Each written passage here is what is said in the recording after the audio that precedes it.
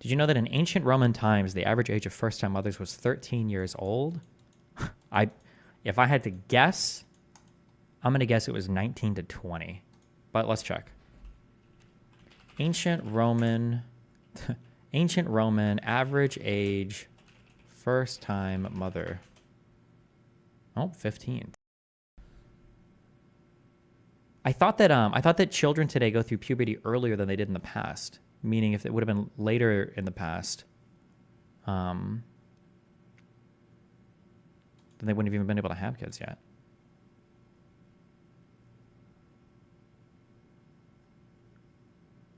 Escape death during childbirth. Fairly long. Girls are provision after marriage at 15, an average of 7 children.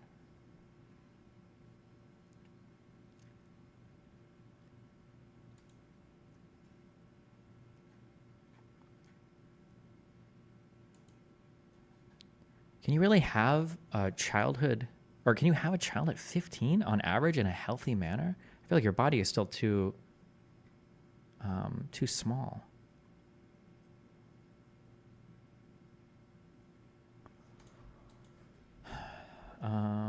Optimal survival outcomes, pregnancy. I thought that the optimal was like 19 to 22 or something.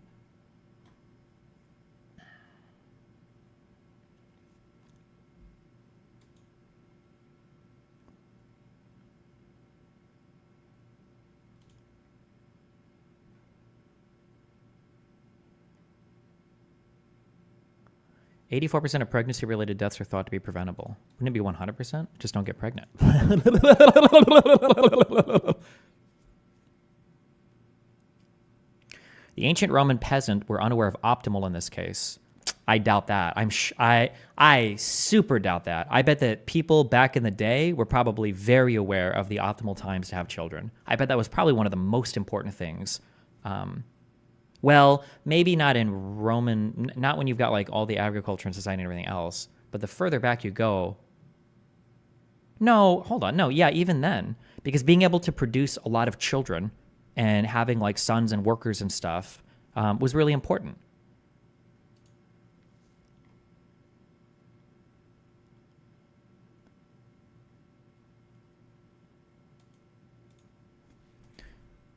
Oh, wait. Yeah, wait. Is this, well, this is linking from that idiot. Although cases of precocious puberty may be few and far between. The age of puberty, especially female puberty, has been decreasing in Western cultures for decades now. For example, at the turn of the 20th century, the average age for an American girl to get her period was 16 or 17. Yeah, the average age of Roman childbirth was 15? For sure, but not through the lens of our own understanding. They did the best they could with what they had and were wrong because of it.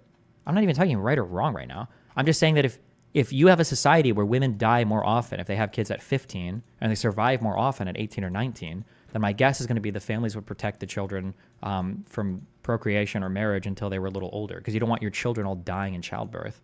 Unless it's a numbers game, and if you just start like having them make a bunch of kids at 15 and then some of them die and some of them live and it doesn't matter. But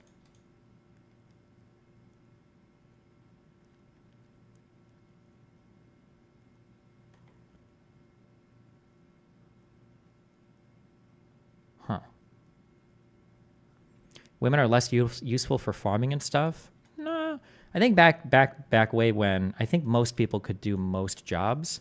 Like I think there was a lot of overlap. I don't think women were just like crocheting indoors all day. I think they did a lot of manual labor too.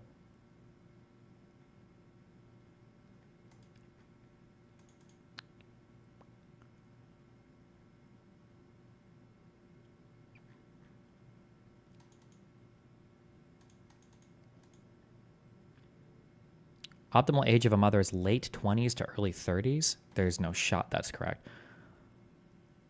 Why is this hard to find? Optimal survival outcome. Optimal age pregnancy. I thought it was a woman's peak reproductive years are between the late teens and late 20s. Okay, so maybe it does go later. Yeah, but I feel like I read like 19 to 22 at some point. Although this is just like a headline thing here. Experts say the best time to get pregnant is between your late 20s and early 30s. Well, experts say the best time to get pregnant is between late 20s. This is answering like this might be factoring in non-biological things, right? That when a person is older, they're a little bit more mature. They can, right? This is a different statement here. I'm merely speaking on like the physical, like survival rate and everything.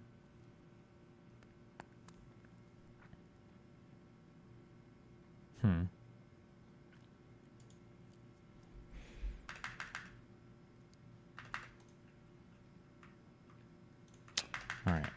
Okay. Don't know. Don't care.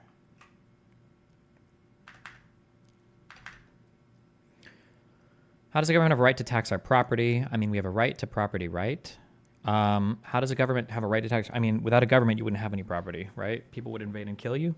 If there was no government, then the defense of your property from foreign invaders would be completely on you. If Mexico wanted to invade Texas and you had property there, the Mexican government would just come in and take it. If you want to defend it, you probably need to form an alliance with people. If you want to form an alliance with people, you're going to have to pay for some like collective protection services or organization or army. At some point, you're just going to reconstruct taxation in order to defend your shit. So,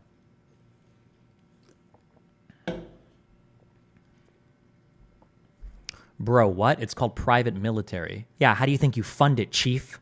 Where do you think the money comes from for that?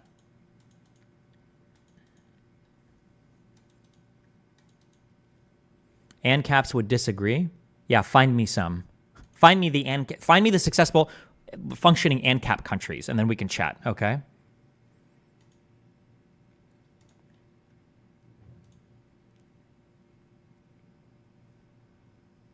Ancient Romans' life expectancy ranged between 20 and 30 years. Makes sense to get pregnant about 50. No, life expectancy doesn't mean that they died like between 20 and 30 years, like on average. That just means that from, I think from conception or like from birth, that's like the life expectancy. So if you die in childbirth, for instance, like it dramatically brings down the life expectancy. But my guess is once you hit like your teens, the life expectancy was probably, my guess would be 40s, 50s, 60s, maybe. I don't know. Hold up, behind the scenes. What the fuck is this?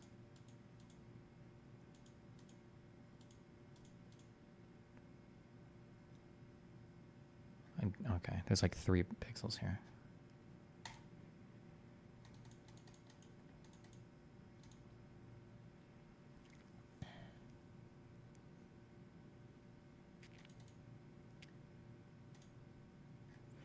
Okay. Let me use the restroom real quick, and then we're gonna read some stuff for Hamster Hawk.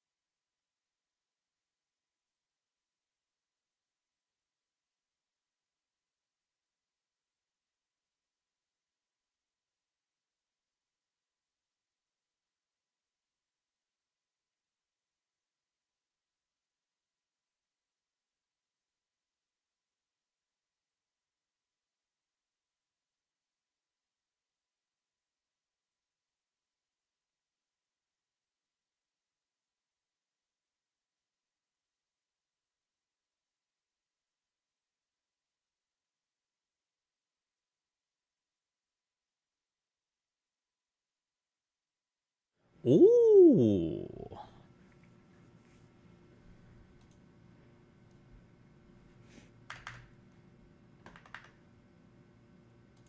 Okay. Iranian hostage negotiations.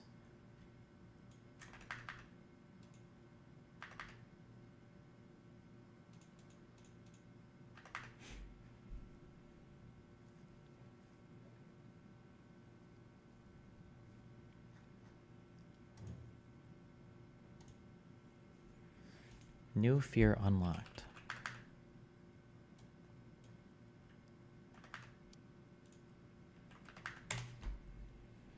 Where'd this topic come from? As we read stuff and like situations or things come up, and I'm like, there's a lot of things like, fuck, I wish I knew more about this. I'm just writing those down as they happen, and then yeah, I'll just make notes on them and read them and know about them instead of saying I wish I knew about them. Her last name? Sinatra? First name? I think that's a little bit actually loopy. Did you hear? Oh, this usually happens to people with like TMJ or something, right?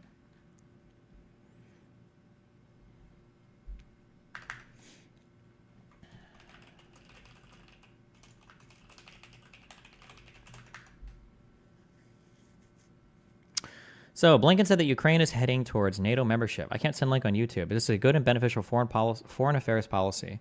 I seriously doubt that Ukraine is heading for NATO membership. I doubt whatever you're saying. We could look it up. Blinken, NATO, Ukraine membership.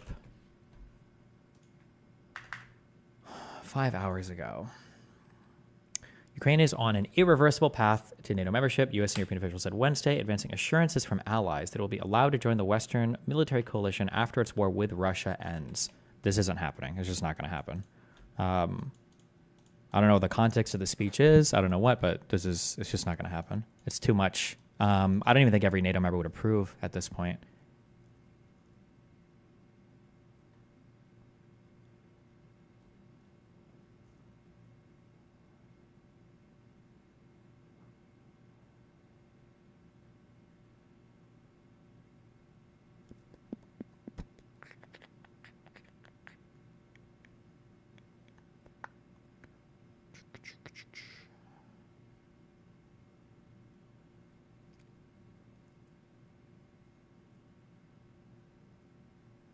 Maybe they want to use this to like leverage some kind of peace agreement from Russia. Maybe that'd be my guess. But describe a lasting settlement between Ukraine and Russia that doesn't involve NATO membership for Ukraine.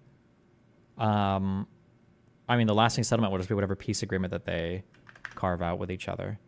But I don't think that it's just too tumultuous right now. Maybe in a decade, maybe, but.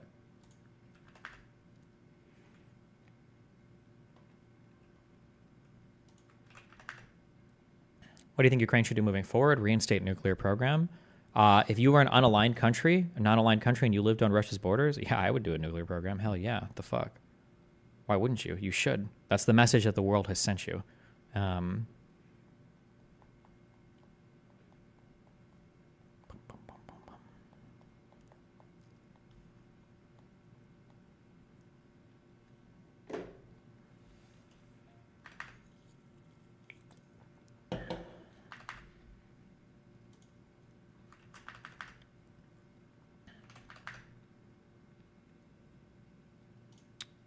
Okay. Isn't joining NATO basically a quicker and easier way to get under a nuclear umbrella? Yeah, but I just don't think with all the tensions on the border, I don't think anybody would support it. There'd be too great a risk of a NATO-Russian feud, which I don't think either side really wants.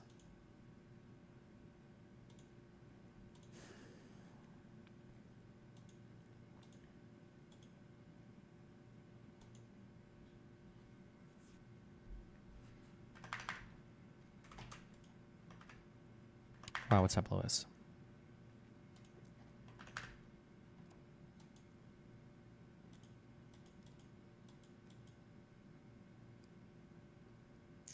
Okay.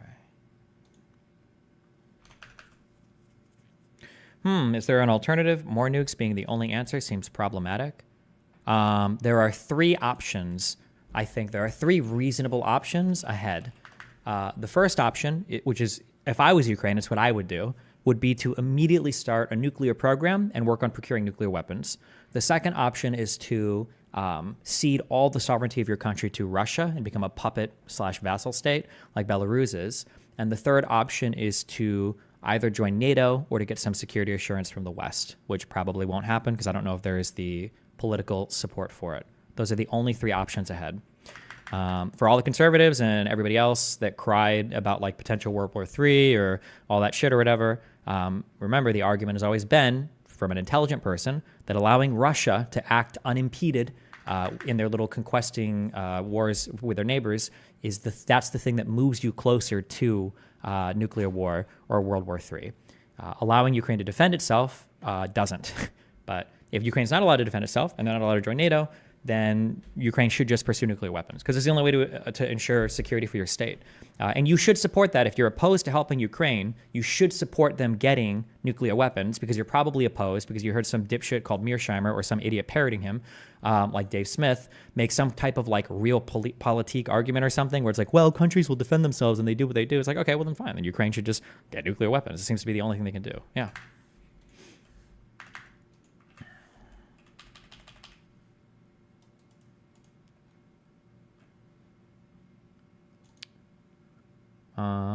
Okay.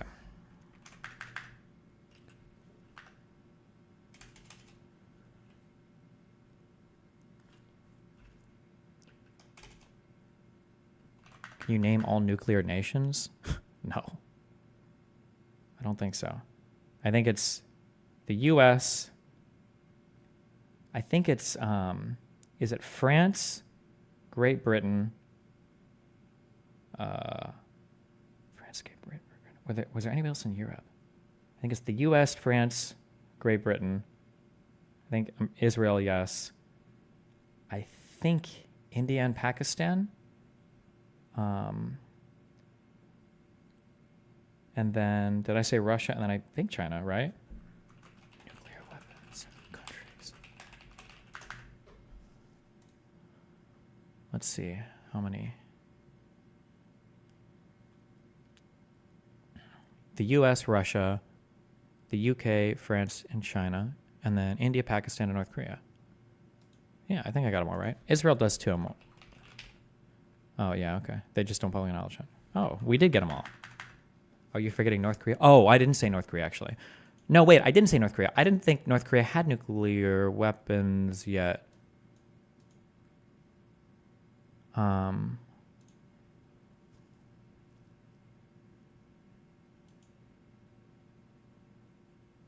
Have they gotten all of the they've done like all the enrichment to make the warheads and everything? Have they already gotten that? I know that they're like in the process of doing it. I didn't know if they had all of that. Maybe they already have, yeah.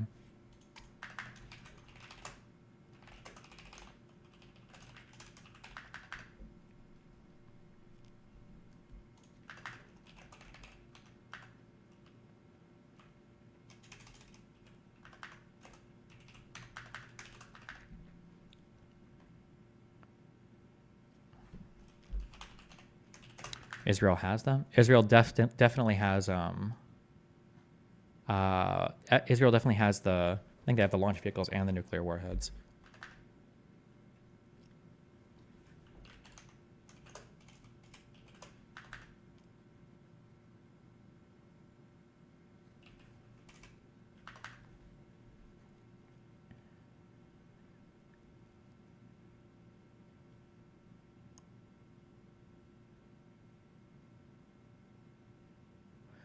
Nuclear warheads are the easy part. Reliable ICBMs are the harder part. That's what all the testing memes in the news over the last decades have been about. Is that true? I thought that enriching uranium. I shouldn't talk about this in the chat. Hold on, I'm sorry. Okay, this is not. We'll read on this later. My current understanding is that uranium enrichment for nuclear weapons isn't hard per se, but it requires a whole bunch of infrastructure that can usually be seen in space or through other observational means. So you need a lot of infrastructure, a lot of centrifuges or whatever to enrich uranium to make it weapons grade capable. ICBMs are just shooting rockets, but I guess to have it be accurate and everything else, I guess that is what North Korea tests all the time with the shooting of the rockets. So I guess maybe the ICBM part is harder, assuming you're allowed to make the enriched uranium, I guess. Yeah, okay.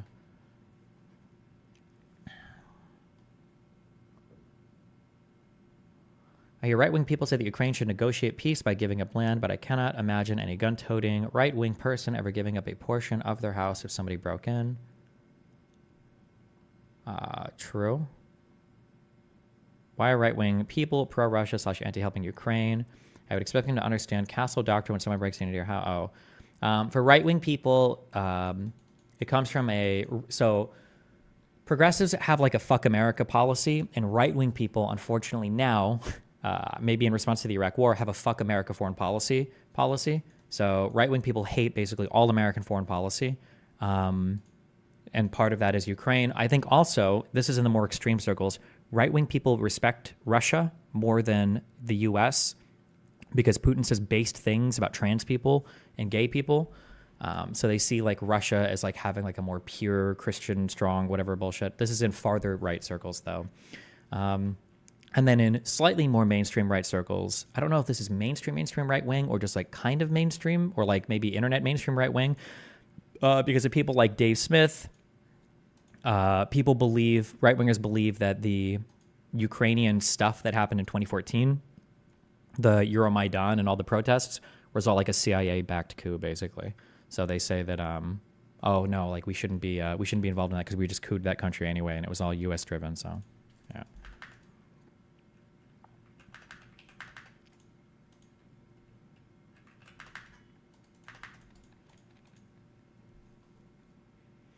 Okay. Sorry, I need to at least start this now tonight. Fuck. 1979.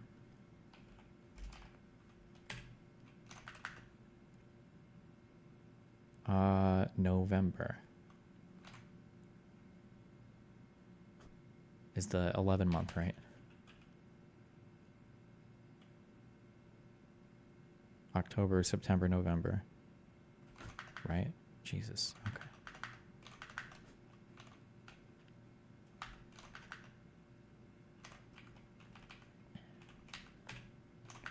January 20th.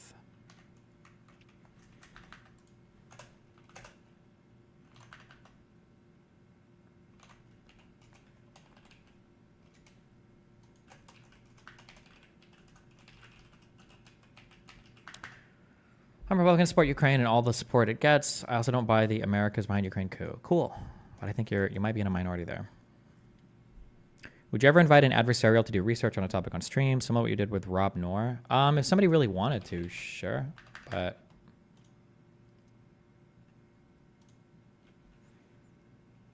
oh God, Paul's messaging me.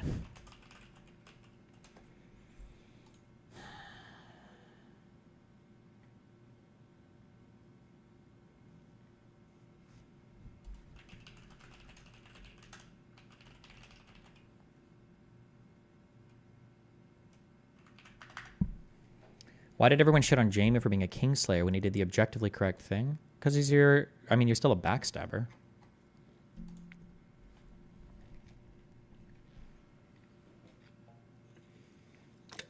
Okay. We would call this a conflict, a minor conflict, major conflict, minor conflict.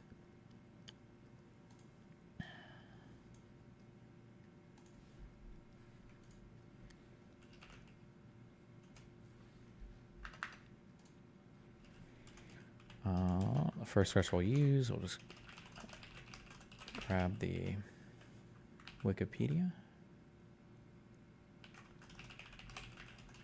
Accessed on, we don't need on,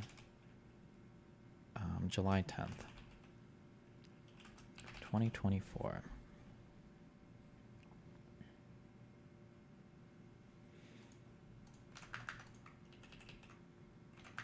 Jamie was a part of Ares Kingsguard. Barristan Selmy was pardoned and still retained his honor during Robert's Rebellion. Okay.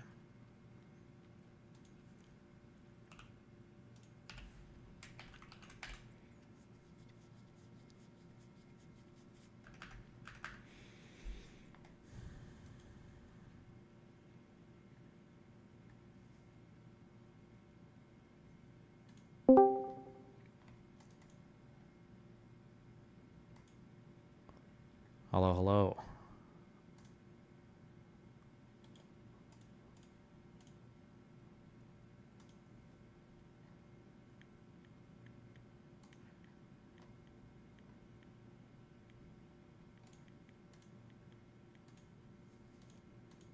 I was fucking muted. How's it going, buddy? Pretty good. What's up? Yeah, I was wondering if so I started like doing like I said I would do last night. I'm trying to take notes as I go through the Finkelstein debate, right? Okay. And If you're well, really I mean, I told genuinely taking notes, you should write down points made by all sides. That would be very interesting at the end to see what points people okay, have. But I'm sorry, I'm just go okay. ahead. I was just kind of doing it to see if there were, and like, I'm not gonna lie to you and tell you in the first hour I took many notes, but I was really just writing down things that I thought might be substantive critiques that were offered by Finkelstein. Okay. I'm not gonna lie to you and tell you I found a bunch, but I definitely, just to let you know, like I'm trying in good faith to say what I would do. I was live for like 13 hours fucking yesterday. It was crazy, but I watched an hour of it and I started a little document that I'll share with you someday. Okay. We'll talk about it if that's cool. But yeah, no, I just saw you kind of like I was watching your stream a little bit and I saw you chilling and you were talking about like meth and stuff like that. I'm not like, well, I have read all theory on meth, but I did grow up in like a place where there was a lot of meth and stuff, but I don't know. It was an interesting talk you were having. So I saw you didn't have anybody on, so I thought I'd just like throw it out there. Oh, well, what's up? What do you want to talk about? I don't know, man. Would you like to talk about like another issue that might be contentious while we have this like Finkelstein thing on the side burner while I'm doing my thing on it, I mean, if you want to, sure. I usually, I just read and research stuff. Yeah. So two of my most contentious positions when I'm arguing and stuff are probably like guns and gun control and like my kind of like wild ideas for how to make the internet a useful place for like, because I believe like the internet has in a large way like replaced the public space in terms of like where people get on their soapbox and shit, right? Yep, for sure. But I think that it's very different from that soapbox public space, right? And I have some wild kind of crazy ideas that'll probably never happen, but I think they'd be interesting if implemented to maybe make this space more useful for people. Okay. So I don't know which one of those sounds more interesting to you, but we could go down the gun route or the internet route. How about the gun route? Or if you have a topic that you'd rather do, I'm down for whatever, bro. I mean, usually people come to me with disagreements. Otherwise, I just like read and research stuff. So today, oh, you want like a disagreement and things? Okay. I'm just saying ordinarily that's how my conversations are structured. Otherwise, I just like read and rearsearch stuff. Like I said, I'm a casual fan guy, so okay. So a disagreement. This is more like kind of like just a nitpick, I think. But like you'd want to talk about it. So one of the things that I've said in the past about you, and I think a lot of people probably dug through my social media looking for me being like a hater guy or whatever, and I really haven't been that to you. But one of the things that I have said about you in the past was I was watching like, and I don't want to bring up a sore spot, the kind of like recent divorce arc thing, right? You can bring up whatever you want. I'm okay. open book I on just stream, don't. okay? I know I'm a divorcee, and I know it's like a tender subject for some people, so I just want to make sure you were cool with it. Yeah, I'm a twice divorcee. I'm not trying to make. Oh shit, man! Well, you got 2 under your belt. I got 1. Yeah.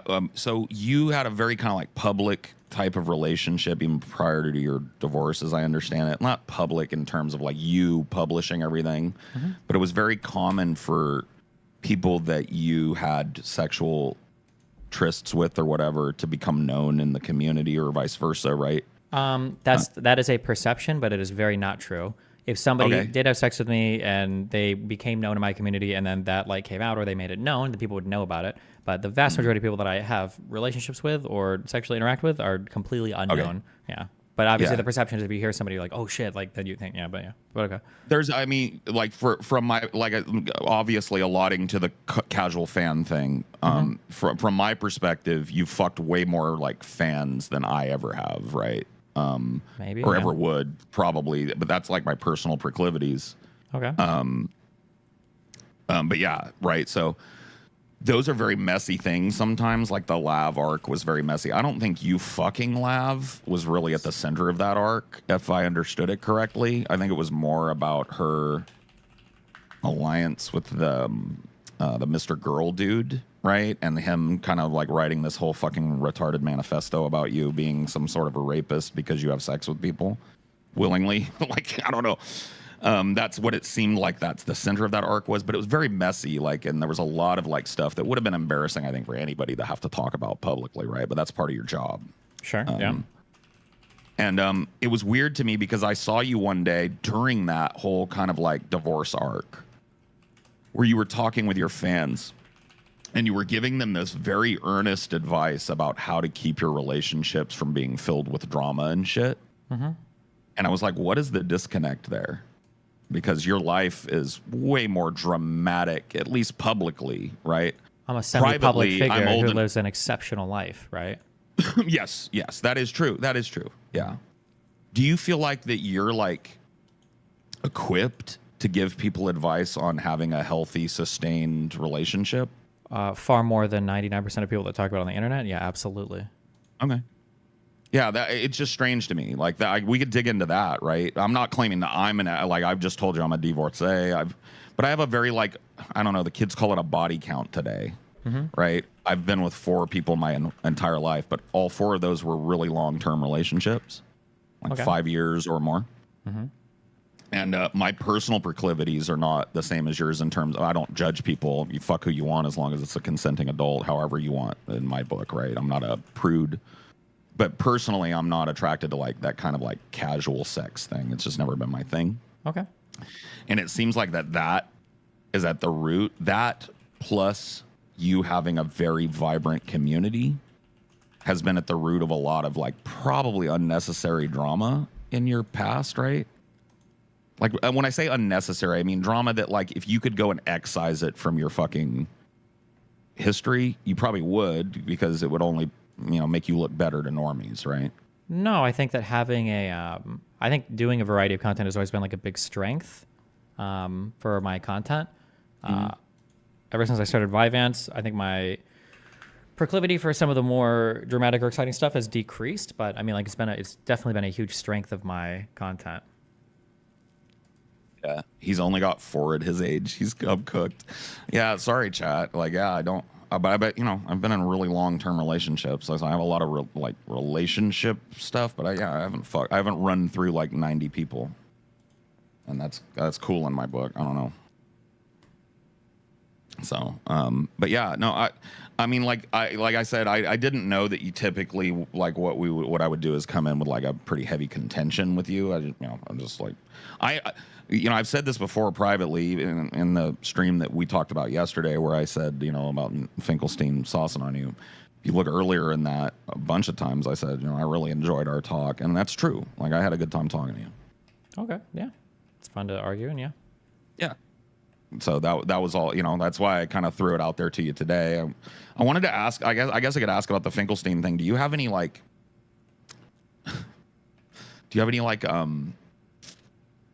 Tips for getting through this fucking thing? Because it's a bit of a slog for me. No, it's it's not on your end. I'm just saying like the whole thing, like a 5-hour discussion of this type is not the typical kind of content. I mean, it's a boring long debate. Yeah. Put it on times 2. I don't know what else you're going to say. But I think it's important because I want like you reached out to me in good faith yesterday, to ask me about a take I had publicly about you, right? And I said I would do it, and I feel like it's important for me to at least make good on that, even if we don't come to the same agreement or whatever. But you don't have so I'm to. doing it. I'm just wondering if you have any like tips. The only thing here's the thing that I wish that people would do. I don't care if people are right or wrong on things. I just wish people had an appropriate level of conviction. So if somebody were to say something like, what did you think about the debate between X and Y? And let's say somebody hadn't watched it all, and then saying like, oh, I actually don't know. I didn't watch it. I saw like a 5-minute clip and it looked like this, but that was my feelings on the clip that I saw. That would be like okay. You're right about that. Like I should have said to that question, and I will tell you, if you go back and watch, I'm not saying you have to sit through my stream. I know it's probably not the type of content, but like if you go back to that content, it's very much about like rapid fire Q&A, kind of like a bunch of people come in. I try and interact with the chat. I've done it for fucking like a long time. It's just a hobby of mine. I have this incessant need to talk, and I can't really alleviate that need in my personal life without it being a problem. People don't like being talked to as much as I like to talk. Well, sure. And so that's what I was doing there. And but yeah, I do regret that I didn't say, yeah, I've watched a good chunk of that. Like I don't know how long it is, but I've watched 20, 30 minutes of that, and what I saw didn't look too great for Destiny. I wish I would have said that, right? Sure. Dude, what? Okay, wait. So But what, you but brought up I like hope you. 3 different topics. Was there anything here you wanted to talk about on any of the things you brought up before? Because if you have disagreements or whatever, you mentioned the drama stuff, you mentioned the relationship stuff. Well, I don't know yet if we have disagreements. That's the thing. Is like I haven't heard you talk about directly much guns stuff. I know you probably have talked a bunch about it, but like I said, I'm a casual guy. I tend to see the stuff that hits the algorithm real hard, and the stuff that doesn't, maybe not. And so the gun thing, maybe we got a disagreement there. The internet thing, we maybe got a disagreement there. Okay, yeah, the whatever relationship topic thing. you want to talk on, you just lay out your points of view, and I'll tell you if I agree or disagree. I'll give you the most controversial one, right? The one that gets me the most shit. So I have this 3-tiered internet theory thing, right? Okay. Where it's like, I think that the internet now is functionally useless as a public space. And I mean, not useless, but functionally flawed heavily as a public space. Okay. For like good faith talking and people to espouse their opinions and have people listen like you would on a soapbox, right? Because one of the things that I think really undermines that is that let's say I'm on my soapbox and I'm talking about how I've read all theory and people have gathered around, right? One dude and people are interested enough to want to hear what I have to say, right? And so they're listening. Okay. And there's one dude in the audience that goes, "Fuck you, you fat piece of fucking garbage," or whatever, and everybody kind of turns around and like, "Hey, let him talk. Shut up."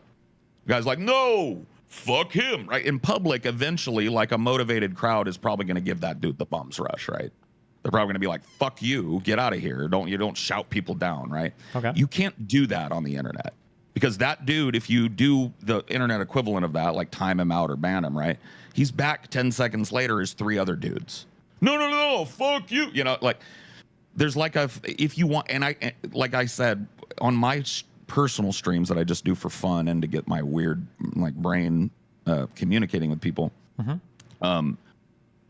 I want that like chat space to not be Twitch chat, where it's just memes and people trying to be as fucking wild as possible. Like I want to try and have a conversation with people, even though it's kind of one way, right? Like when you have the video, you can be way more verbose than a person has chat room. But I still think it's interesting, right, to try and have a chat with that. But I couldn't do it like with your chat or like a bigger chat like Hassan's chat or like a Twitch chat,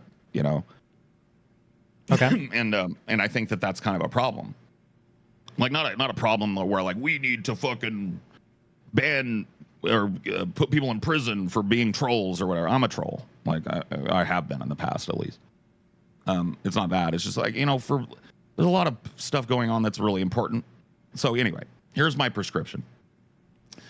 I think that when you're born, you get a social security number. I think you should get login credentials when you're born, right? All right. And I think when you're like age 5 or 6, when you hit kindergarten, whatever age that is, I think it's 5, right? 5 or 6. Something you like get that. access. You get access to what with that login credential to what I call the Kindernet, right? Okay. And it's this is the first tier, right? The first time you can get on the internet, you use your little social security login to get to the Kindernet, right? And it has stuff that's appropriate for 5 and 6-year-olds. Barney the Purple Dinosaur and little cartoons and games that are fun to play that are reading numbers and all that, right? I can't think of a reason in my mind why 6-year-olds or any kid below the age of fucking 18, honestly, should be in the same room with a bunch of adults talking about adult shit, right? Okay. So as you age up in the Kindernet, you get more access to stuff. So like in the 4th grade, you start learning a little bit about civics. So you want to give a little Wikipedia access and you want to unrestrict it. But still, when it comes to like social media type stuff where you're interacting with other people, you're kind of kept as you age up within 2 years of what you are. It makes sense? So if you're 13... Yeah. And you're Okay, wait. interacting We can in a just because I do have other stuff to do it. Okay, so I probably am going to largely agree with everything you're going to say. Like having an age-segregated internet, I think theoretically I would probably agree to some extent. I think the only issue I would have is the practical application. It might be really hard to do it. Yeah. But and I wouldn't be the guy to talk to about that. I have, talked to people like networking people have told me like it would require a fundamental redesign of internet infrastructure and Whoever said that, uniform that's adoption. probably not true. I don't think it would require a fundamental redesign of anything. It Well, would be, he was talking about a uniform adoption across the world, unless you wanted to shut down the internet and have like a cloistered United States internet, right? Because the rest of the world would obviously have to comply. Otherwise, there would be foreign people hanging around with kids on the Kindernet or whatever the fuck, right? sure, I understand what you're saying. It would be doable. Technologically, it would be trivial probably, but So I'll speed it up because you said you had other shit to do today. So once you're 18, you get access to 2 accounts, right? Those unlock. And maybe 18's not the age. Maybe it's 21. I'm flexible there. Whatever you think adult and can be in the room and have political discussion. I think it's 18 because that's when people vote. But whatever. At 18, you get 2 accounts, right? That unlock. One of them is functionally anonymous to the public, right? You could name yourself Booty Butt Barf 29 and troll people for a living on that account. But if you get banned, you've got 2 choices: stay gone or come back on main. And your main account, your second account, is going to have like not docs, right? But like personal identifying information, a picture of you, something that like proves that you are a citizen of the state that you live in, you are a US citizen, so that you can't like gaslight and be a Russian and pretend to be an American that's like, yes, I like Trump or whatever that shit goes on, right? So that's functionally it, right? You have one anonymous account so that like people can say things that they wouldn't feel comfortable with everybody in their social circle saying, come out as gay, maybe espouse a really unpopular opinion politically. But like if they use it for shit or trolling, they've only got one other choice: come back on main and let everybody see that, you know, Joe Blow from Kokomo is a douchebag moron that spends all day trolling the internet, or fucking clean it up and be an adult and actually have a talk and engage, right? yeah, I don't think I. Yeah, like I said, I don't think I even necessarily disagree in theory. It would just be the application, the practice would be, I don't think anybody would, it'd be hard to get people on board with it because people would just say you're making Chinese internet or you're giving the government like ultimate control over people on the internet. And right. Yeah. But yeah, I don't think I necessarily I disagree. mean, the government, like functionally, as far as I understand it, has ultimate purview over people that use the internet, especially within the United States, unless you think Snowden made up a bunch of shit. Like Wait, say that last thing again. Somebody, okay, so I'm not saying that like was Snowden's kind of like whistleblowing and his book, right? He talks in a very detailed manner about what the surveillance state is capable of, and the picture that he paints, and maybe you have a different understanding, is a surveillance state that's largely asleep at the wheel because it's doing passive metadata collection on everybody, right? Sure. And so it's not like there's some analyst sitting there looking at the Destiny file all day, watching everything you say, right? But if your name were to come up in some sort of federal investigation, that information could be pretty easily accessed, according to what Snowden said. Sure, accessing the data, but like putting restrictions and stuff. There's a big difference between like reading stuff versus being able to write stuff. But if you actually wanted to like implement this into legislation, this would be trivial to do probably at the ISP level, right? The ISPs would just gate people's access to the internet based on some credentials, and then you would just do it that way, basically, right? But I mean, functionally, what I would like to happen is for parents to take more accountability for what their children are doing online. Because I think it's super simple to set up basic child proofing on a phone or at the fucking switch level. You know what I mean? Like it's not hard. There are YouTube videos that'll like literally hold your hand like you're a monkey and walk you through it. Well, I think at this point, unfortunately, I think when we were kids, I think it was fair to say that parents need to be careful what their kids are accessing on the internet. But these days, it's so easy for kids to find internet devices. I think it's almost impossible. Like if Nathan would get in trouble, and we would like ban him from the computer for a while, his friends at school would like make logins on their laptops and shit for him, or would like let him use their phones and stuff to log into account. It's like impossible to like, how the fuck do you even begin to, or even his iPad at school. It's like really difficult to control at that point. Right. But you knew about it, so you could follow up with him and say, hey, dude, you're like ban evading here. Right? Like, stop that. Right? You could like. Well, I mean, I doubt we know all about it. We only know about like what I've got Nathan to talk to me about. Like, oh, God, yeah. I got you. He was sneaky with it then. Yeah, he's very sneaky, yeah. But I think most kids probably are, like, as soon as they start learning like shit. In your household, I imagine that you had a reasonable idea what Nathan was doing. Yeah, in the household, it's very easy physically. But I mean, like, once they go to school, I feel like that's not true of I feel like that's not true of most people your age who are parents or Oh, older, sure. or Well, but I younger, mean, like, to right? be fair, even in the household, when it comes to internet stuff, so for instance, a really popular game, I don't think there's anywhere, it used to be, is Roblox. But the problem is, as soon as you start talking about games like that, other people can be in chat rooms, like, saying and doing weird stuff and chatting with your kid. And, like, there's no real way, unless you gate your kid from, like, all internet video games as well. It's like, it's impossible to. Yeah. Yeah. You know, I'm not a parent, but I have like very strong prescriptions when it comes to kids. I worked in education for 8 years, not as a teacher, but it was my job to set up the technology end of Common Core, and I was my title was Network Systems Administrator. It just meant I was the dude that did all the donkey work and ran the server blades and shit, right? And so I was very passionate while I was there because I saw the sorry state of education, and I was actually I worked for 8 years in the district that I grew up in. So I had like a very functional view of the degradation of education.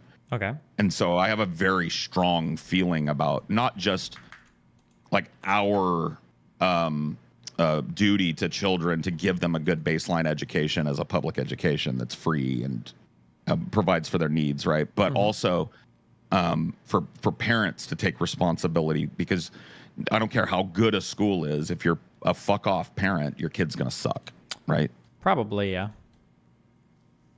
But you know, I don't have children, so I'm not trying to like judge people whose kids suck. I know sometimes kids will suck for reasons that are outside of your control, but you know, most of the time, even in those cases, I feel like good parenting would counter a lot of the social ills that come from having a kid that didn't have good parenting, right? So that's kind of like when it comes to like our duty educationally to children, I feel like I'm pretty judgmental of parents that just hand their kid an iPad and go like, what am I supposed to do? You know, and I feel like there's a lot of that. Yeah. In public. And I'm starting to see like the degradation of children's ability to like communicate, you know? Like when I was working at the school, it was odd to me how little they talked to each other. There were a lot of kids just on their phone, right? Sure. 24/7. So Yeah, I think that phones are like one of the few things, and like social media are one of the few things that I think everybody kind of agrees is like really harmful for kids in school now. So yeah. I mean, I agree. Okay. Completely agree. And I think a hyper focus on like any kind of ideological issue over just a broad general education is such a disservice to kids, right? Going either direction, right? Sure, but I mean they can play with each other hand in hand. It's hard to separate them sometimes, right? Yes. Yeah, it is very hard, but I do think it can be done reasonably, right? Without trampling on the rights of kids to learn about things outside of their parents' perspectives. I'm just saying, like, for me, I'm very utilitarian when it comes to education. I think in America, if we're going to keep the system the way it is, education should be about prepping you to go to college or a trade school, right? College isn't for everybody, but prepping you to kind of like know what direction you want to walk in, because you're now an adult and you go to jail forever if you fuck up too bad, you know? So like, and if it doesn't do that, and I feel like it's not meeting that standard in a lot of places, in most places in America, I would feel comfortable saying it's not meeting that standard. Yeah, maybe, yeah. You know, like we could talk about charter schools and private schools. Like I have probably different feelings on those. I mean, I've had some experience with them, and I feel like they're pretty based sometimes when they're done right.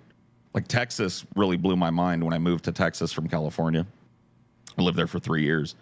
My girlfriend at the time had a little sister that was in high school, and she got into a charter high school that was about performing arts. I'm a big theater dork, so I was like, whoa. It's like I wouldn't even think that something like that would be in Texas, you know, with the kind of California attitude. You know how California and Texas are constantly arguing about who's shittier, and we're both shitty, right? Maybe, yeah. I mean, that's how I feel about it as a California native who's lived in both. Sure. But anyway, I will was say like, it's funny going to Austin though, because the people in Austin are pretty similar to the people in LA, at least if you're like downtown and shit. But yeah.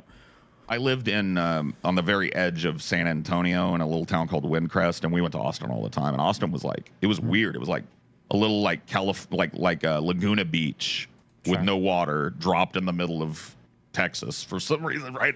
You're like, there's a giant Buc-ee's 1 mile outside of the town, like the most Texas thing ever, and then you're in California. So a lot of people have a lot of misconceptions. Those were definitely challenged when I lived and traveled in Texas. I was like, whoa, this state is way more complex than my like upbringing and general knowledge of it had led me to believe, right? Yeah. I think California is the same way. Like I was raised in a deep, deep red, heavy Trump district. I live there now. I still live in Fresno, California, right in the Central Valley. And you know, I think a lot of people think about California. They think like beaches and hippies and whatever, you know. Yeah. And there is that. There's a lot of that shit, but there's also a lot of deep red, fucking chawbacky spitting, fucking good old boy white guys that don't like nothing brown. Yeah, there's there's all types out there. Yeah. Why is he I have yapping to. so much? Isn't that what you do when you go on a show? Do you want me to just sit here and go? No, we yap here. I do need to. There's stuff I got to read though. I've got a show coming up in an hour and a half as well, so I'm gonna start. Yeah, no worries, man. I didn't have any focus thing, but I'll hit you up when I've got that whole Finkelstein thing watched, and we'll have a more focused topic, right? Yeah, sure thing. Sounds good. All right, buddy. Thanks, man. I'll Have a be good careful. one. Bye. Good luck. Bye. Okay. Jeez. All right. Sorry. Okay. Let's just see how far we can run this down. I think I got about an hour and a half, maybe. The Iranian hostage crisis. I was trying to find leaders for Iran at this time, but I forgot that other countries kind of change in how they do leadership structure. So I don't even know who the leader of Iran, or if it would have been a Supreme Court at the time, like who this is. Somebody said a VPN would destroy the entire ISP idea. All VPNs can do are encrypt traffic from one source to another, but if the ISP requires some sort of login to even like access the ISP's network, I don't think you can get around that, or there would be no way to get around that with a VPN. I don't think.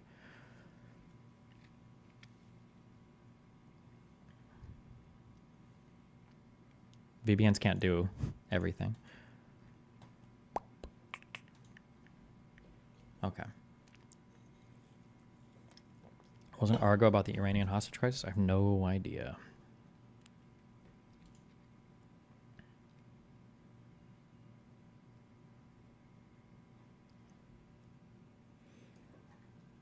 Fuck, I need more instrumental music.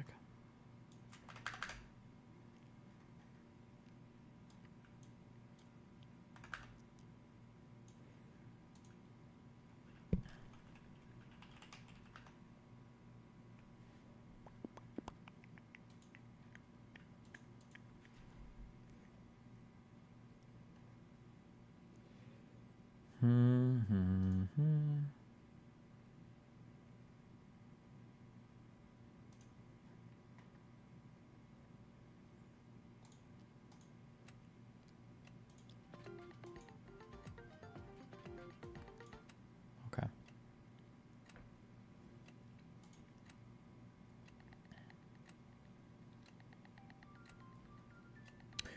The Iranian hostage crisis was a diplomatic standoff between Iran and the United States. 53 American diplomats and citizens were held hostage in Iran after a group of armed Iranian college students belonging to the Muslim student followers of the Imam's line, who supported the Iranian Revolution, including Hossein Degan, the future Iranian Minister of Defense, Mohammad Ali Jafari, the future Revolutionary Guards Commander-in-Chief, and Mohammad Bagheri, future Chief of the General Staff of the Iranian Army. Took over the U.S. Embassy in Tehran and took them as hostages. The hostages were held for 444 days from November 4th, 1979 to their release on January 20th, 1981. The crisis is considered a pivotal episode in the history of the Iran-United States relations. So for the location, we can say U.S. Embassy in Tehran. Okay, how do we... Okay, I have to find ways to set standards of behavior in chat. If I just answer the same question over and over again, I think eventually chat will learn. Okay, people ask over and over and over again, is there a reason you're reading this? Is there a reason you're reading this? Things come up as I read things, and sometimes I'm like, oh, it'd be nice to know about this. Or I'd like, oh, I'll look this up later. Well, this month,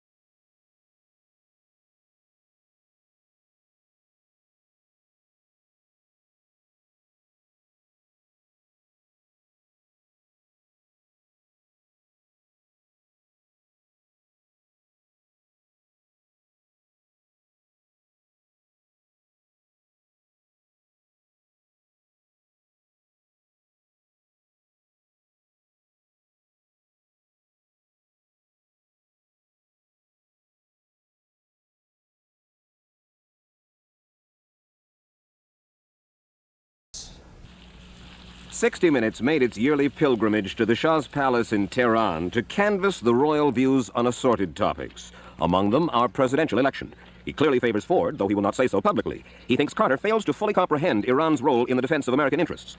On the Middle East, the Shah is committed to a secure state of Israel, but he insists the Israelis must give back the Arab lands they conquered in 1967, and he believes the Jewish lobby in the United States helps breed Israeli intransigence on that matter. In fact, he says American presidents and presidential candidates are too quick to do the bidding of the Jewish lobby.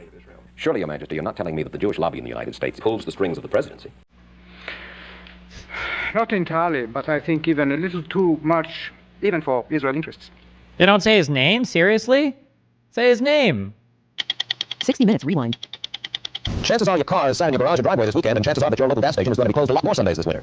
What part does the Arab oil embargo play in all this? One Middle East monarch thinks that you're being sold a bill of goods. To try to understand something of the background of the oil shortage, a 60 Minutes crew has spent the last 3 weeks in the Middle East, in Saudi Arabia and Iran, the two largest oil exporting countries in the world.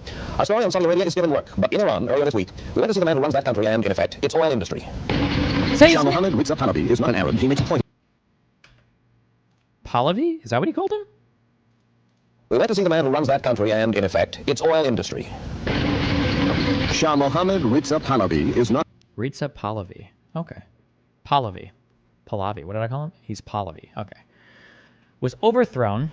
Reza Pahlavi was overthrown after Shah Pahlavi was overthrown. He was granted asylum and admitted to the U.S. for cancer treatment. The new Iranian regime demanded his return in order to stand trial for the crimes he was accused of committing against Iranians during his rule through his secret police. These demands were rejected, which Iran saw as U.S. complicity in those abuses. The U.S. saw the hostage-taking as an egregious violation of the principles of international law, such as the Vienna Convention, which granted diplomats immunity from arrest and made diplomatic compounds inviolable. The Vienna Convention, I think, is part of this, is what it just said it here, but I think it spells out like the creation of embassies and all of this, and the treatment that's supposed to extend to people that are diplomats and all this bullshit as well.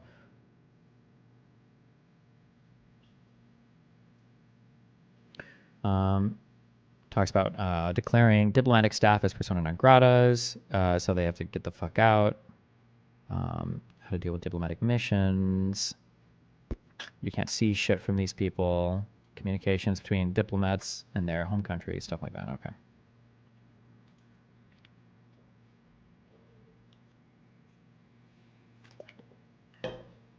Which granted diplomats immunity from arrest and made diplomatic compounds inviolable. Inviolable? Inviolable. Inviolable. The Shah left the U.S. in December of 1979 and was ultimately granted asylum in Egypt, where he died from complications of cancer at the age of 60 on July 27, 1980. 6 American diplomats who had evaded capture were rescued by a joint CIA-Canadian effort on January 27, 1980. The crisis reached a climax in early 1980 after diplomatic negotiations failed to win the release of the hostages. Carter ordered the U.S. military to attempt a rescue mission, Operation Eagle Claw, using warships that included the USS Nimitz and the USS Coral Sea. This is an aircraft carrier, right? Yeah. This isn't, is it? Midway class air. Oh, they're both aircraft carriers. Okay. Which were patrolling the waters near Iran. The failed attempt on April 24th, 1980, resulted in the death of 1 Iranian civilian and the accidental deaths of 8 American servicemen after one of the helicopters crashed into a transport aircraft. There's a... What is the name of the big waterway? It's not the Red Sea, is it? Is that what's the name of the big waterway between Iran and Saudi Arabia? Wait, it is, right? Is it? Google Maps. The Strait of Hormuz is just, it's a little strait. I don't think it's the entire thing, right?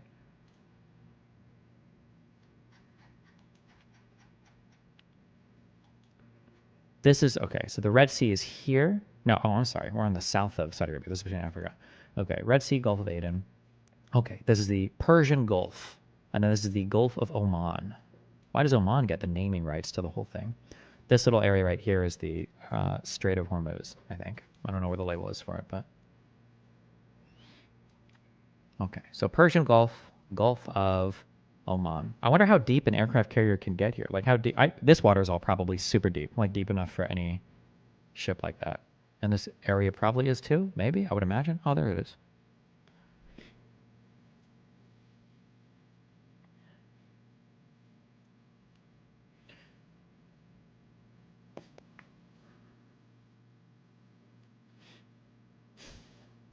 U.S. Secretary of State Cyrus Vance resigned his position following the failure. In September of 1980, Iraq invaded Iran, beginning the Iran-Iraq War. These events led the Iranian government to enter negotiations with the U.S., with Algeria acting as a mediator. I wonder what's, in terms of like leaders in the United States, for a military conflict, for conflicts like these, is it, I feel like knowing the State Department person is kind of important. Do you think? It feels like in past stuff for the United States, like people like Kissinger, like your secretaries of state were like really important people. But I feel like recently, I feel like you don't hear as much about them. Do you think I'm wrong in that, or am I crazy? Why does it feel like Secretary of States are not as important anymore?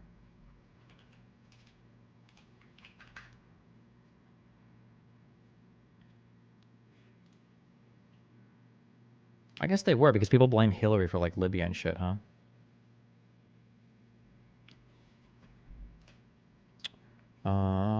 Okay, so under Jimmy Carter, the Secretary of State was Cyrus Vance. When did he resign? Oh, April 28th, 1980.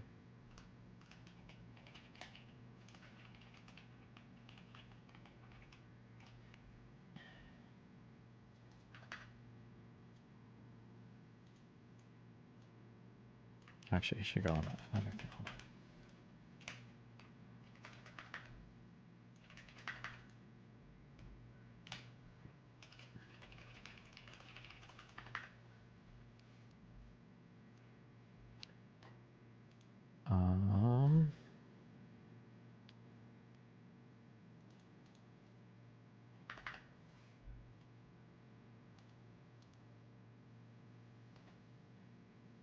List of Secretaries of State. The National Security Advisor is more important than the Secretary of State. They just have the policy. I feel like I never hear about the National Security Advisors much. I don't know. I'll just write it down just in case.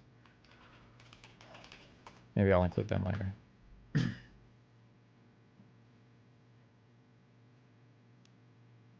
Okay, so he left here.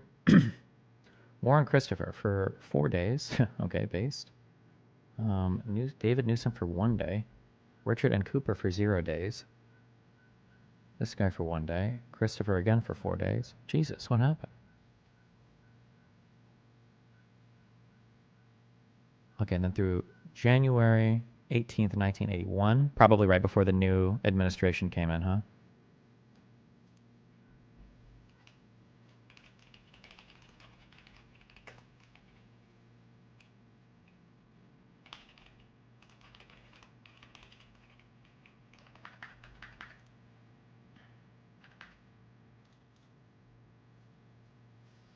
Okay.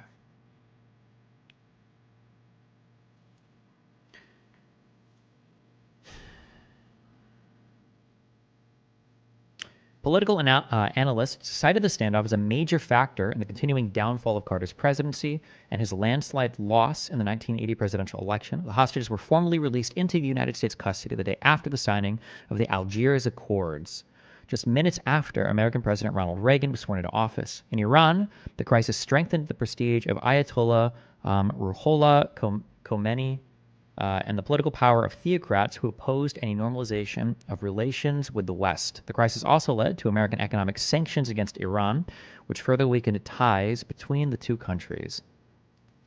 Okay, I'll write this down here tentatively. So big takeaways would be, let's see. I'll try this for now. We'll say significantly deteriorated U.S.-Iran relations.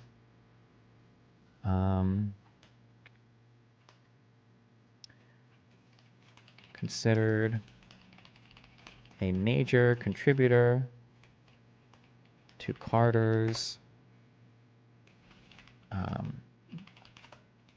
presidential downfall.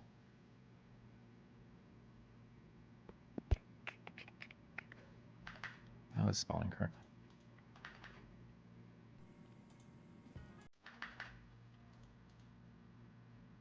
Okay, we'll just have this there for now.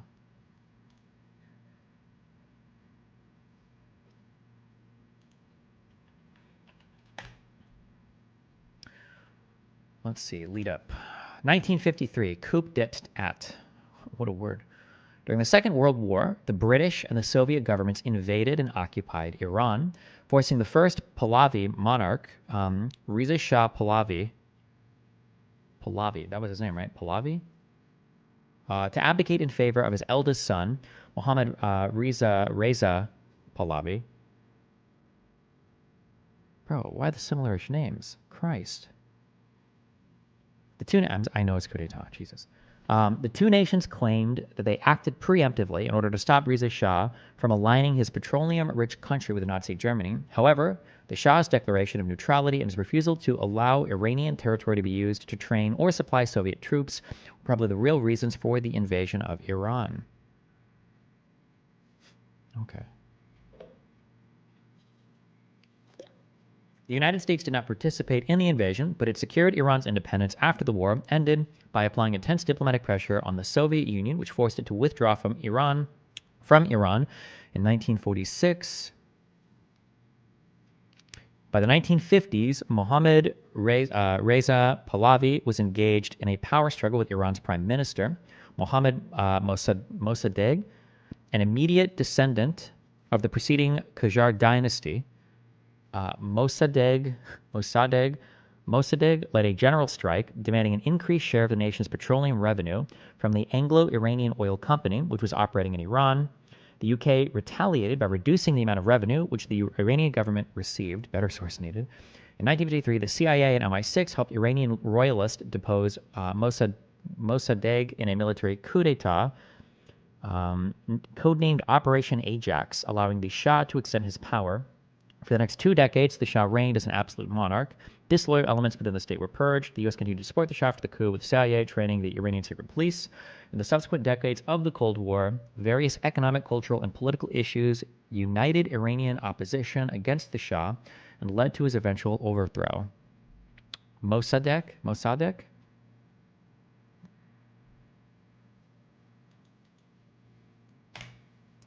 Okay, so background stuff.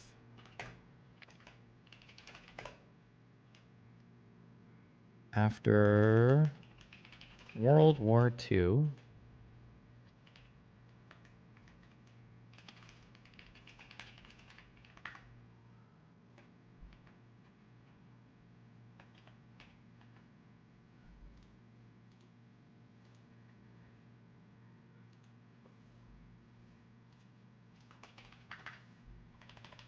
you think Russia would really start a nuclear war if it loses? I don't know. Depends on what you mean by lose.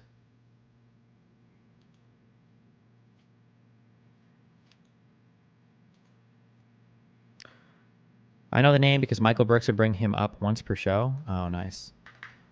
Listen, it sounds really mean to say this, and I don't mean it as a mean way, but my God. Bro, if Brooks were alive for this whole Israel-Palestinian conflict, my God. Okay, after the Second World War... I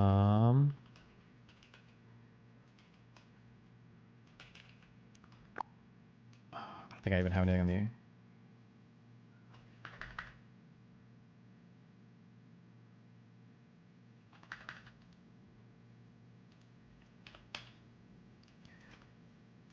The USSR.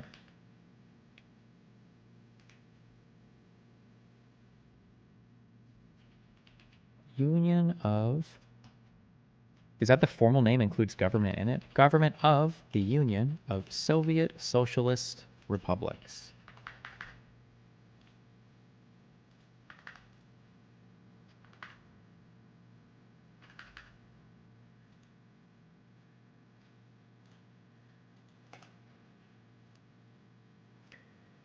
Briefly, let's see, we'd say briefly occupied Iran.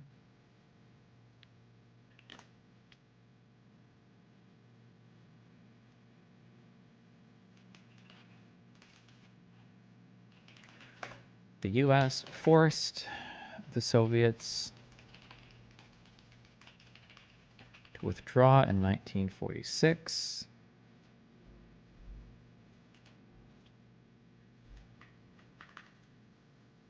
This be its own app.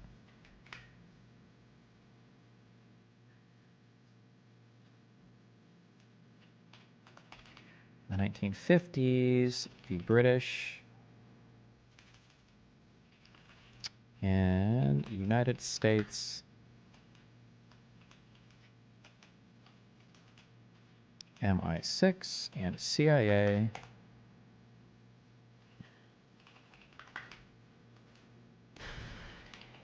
assisted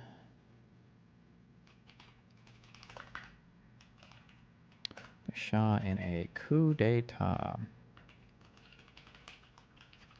Operation Ajax. Wow, hardcore.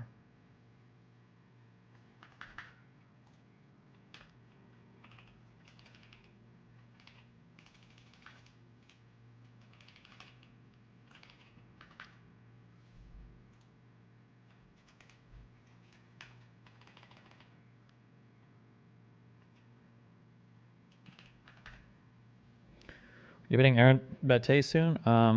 I don't know. I need to like reach out to him and like even have a subject to debate. I think we tweeted back and forth. I think he agreed. We just haven't. I don't even think I didn't tweet him to even follow up on the thing after I got back from my travel. MI6. I don't think I have articles on any of these things.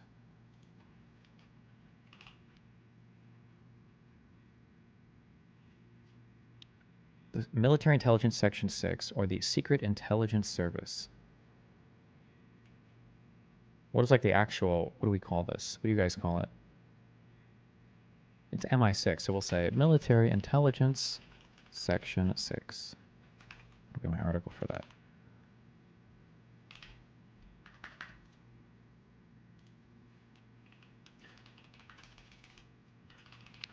And the Central Intelligence Agency.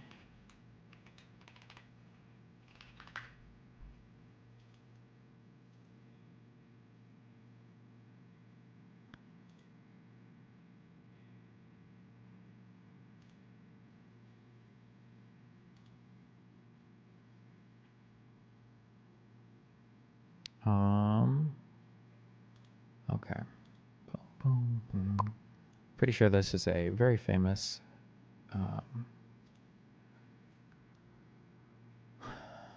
what I just call this the Iranian Revolution? Islamic Revolution?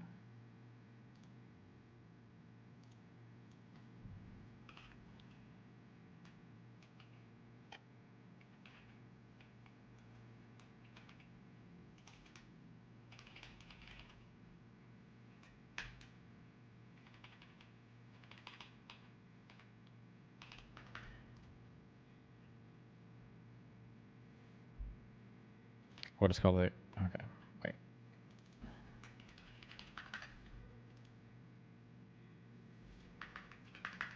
Yes, okay.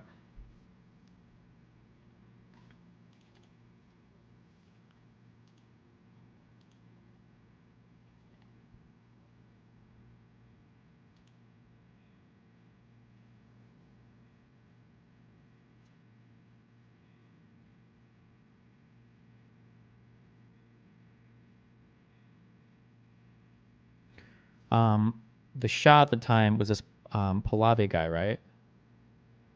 Yes.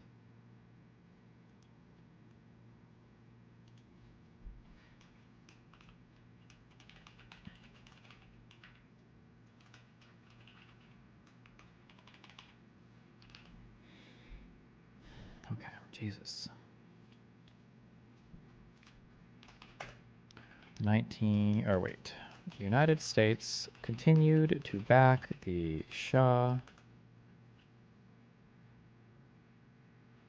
for the next 2 decades. Okay, background. Carter administration.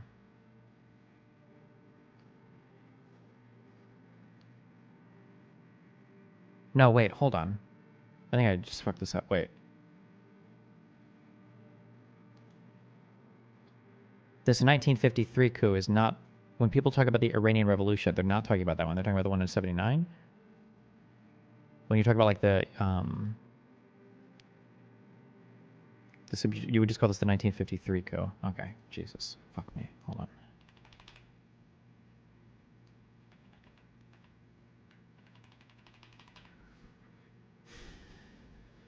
Do they have a name for this one? No. Okay. 1953 Iran coup.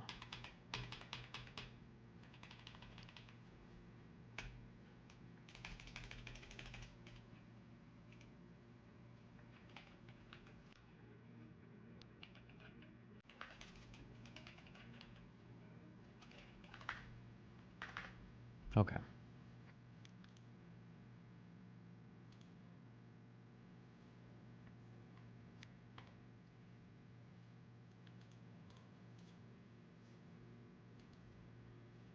Okay. This is just the lead up to the I think in 79. Okay. Carter administration. Months before the Iranian Revolution, on New Year's Eve of 1977, U.S. President Jimmy Carter further angered anti-Shah Iranians with a televised toast to Pahlavi, claiming that the Shah was beloved by his people. After the revolution commenced in February of 1979, with the return of the Ayatollah Khomeini, the American embassy was occupied and its staff held hostage briefly. Rocks and bullets had broken so many of the embassy's front-facing windows that they were replaced with bulletproof glass.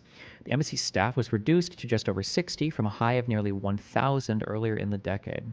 The Carter administration tried to mitigate anti-American feeling by promoting a new relationship with the de facto Iranian government and continuing military cooperation in hopes that the situation would stabilize. Interesting. So de facto government, so what, they hadn't actually...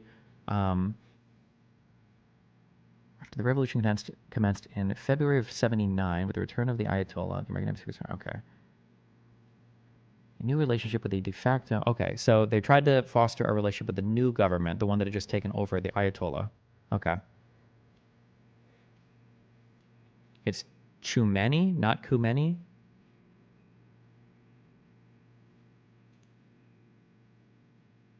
Or Khomeini? Stop. Khomeini. Ayatollah Khomeini. That's my guess. That's my best. Fuck. Okay. Wait, I think we tried to look up his pronunciation before and we couldn't find anybody.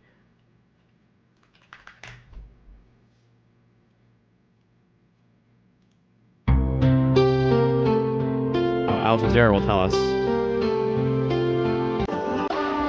Ayatollah Khomeini,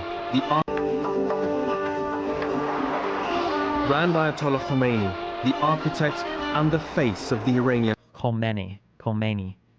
Ayatollah Khomeini. Revolution. The architect. Grand Ayatollah Khomeini.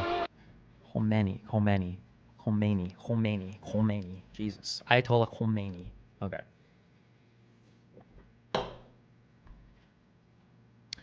The American embassy was... Okay, blah, blah, blah. The Carter administration tried to mitigate anti-American feeling by promoting a new relationship with the de facto government. Hopes that the situation would stabilize. However, on October 22nd, 1979, the U.S. permitted the Shah, who had lymphoma, to enter New York Hospital Cornell Medical Center for medical treatment. The State Department had discouraged this decision, understanding the political delicacy, but in response to pressure from influential figures, including former Secretary of State Henry Kissinger and the Council of Foreign Relations Chairman David Rockefeller, the Carter administration decided to grant it. The Shah's admission to the United States intensified Iranian revolutionaries' anti-Americanism and spawned rumors of another U.S.-backed coup that would reinstall him. Khomeini, who had been exiled by the Shah for 15 years, heightened the rhetoric against the Great Satan, as he called the U.S., talking of evidence of American plotting. In addition to ending what they believed was American sabotage of the revolution, the hostage takers hoped to depose the Provisional Revolutionary Government of Prime Minister Mehdi Bazargan, which they believed was plotting to normalize relations with the U.S. and extinguish Islamic revolutionary order in Iran. The occupation of the embassy on November 4th, 1979 was also intended as leverage to demand the return of the Shah to stand trial in Iran in exchange for the hostages.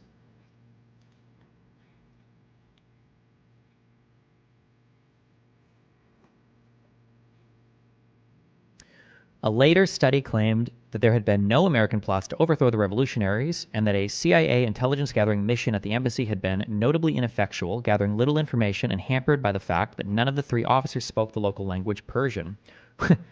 Its work, the study said, was routine, prudent espionage conducted at diplomatic missions everywhere.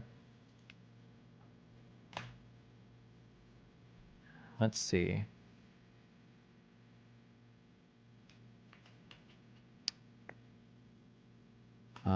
After the Iranian Revolution in 1979, the embassy was briefly occupied with its staff held hostage. And then, let's see. The Carter administration allowed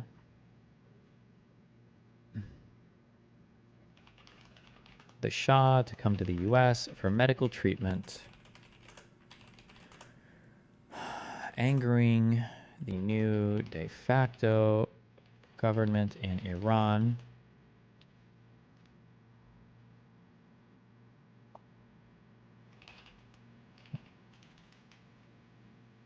Which publicly declared that the U.S. was planning on assisting the Shah in another coup. Okay.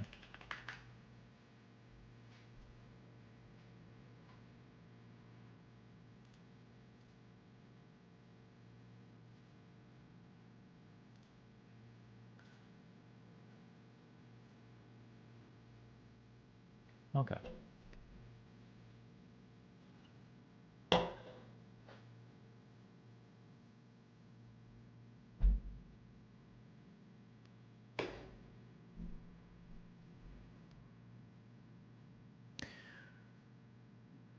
So these are the events leading up to this. Okay, for the first attempt, on the morning of February 14th, 1979, the Organization of Iranian People's Fidai guerrillas stormed the U.S. Embassy in Tehran and took a Marine named Kenneth Krause hostage. Ambassador William H. Sullivan surrendered the embassy to save lives, and with the assistance of Iranian Foreign Minister Ibrahim Yazdi, returned the embassy to U.S. hands within 3 hours. Krause was injured in the attack, kidnapped by the militants, tortured, tried, and convicted of murder. He was to be executed, but President Carter and Sullivan secured his release within 6 days. The incident became known as the Valentine's Day Open House. What, when you talk about like a foreign minister, the foreign minister usually remains in the host country. They don't live at the other embassy, right? So like our Iranian foreign minister would live in the United States. And then foreign ministers work in the State Department. Is that correct? Do I have most of that right? I think so.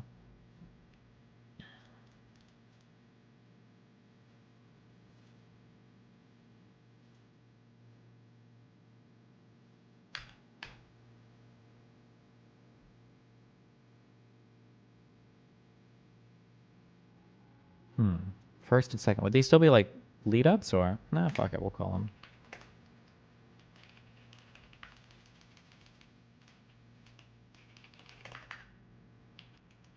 Yazidi? Is that how you pronounce his name?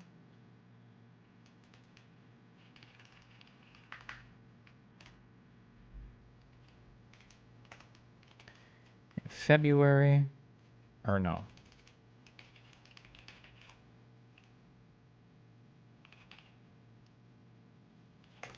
February 14th, 1979.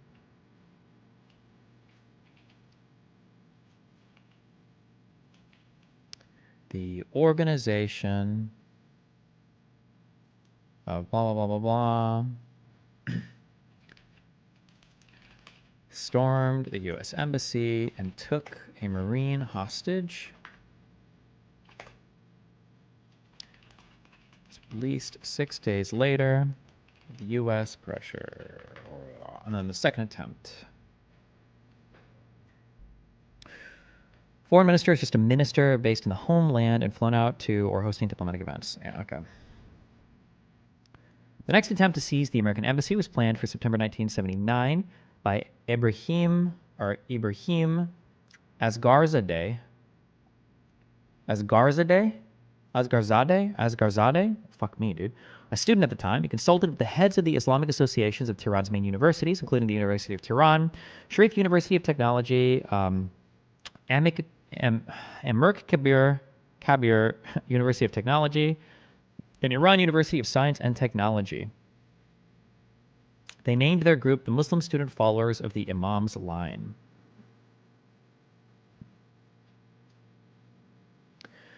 Asghazardeh later said that there were 5 students at the first meeting, 2 of whom wanted to target the Soviet embassy because the USSR was a Marxist and anti-God regime. 2 others, Mohsen Mirdamadi and Habibullah Bitaraf, supported Asgharzadeh's chosen target, the United States. Our aim was to object against the American government by going to their embassy and occupying it for several hours. Asgharzadeh said, announcing our objections from within the occupied compound would carry our message to the world in a much more firm and effective way. Mirdamadi told an interviewer, we intended to detain the diplomats for a few days, maybe 1 week, but no more. Masaumeh Ebtekar, the spokeswoman for the Iranian students during the crisis, said that those who rejected Asgharzadeh's plan did not participate in the subsequent events. Hold on, let me get this, guys.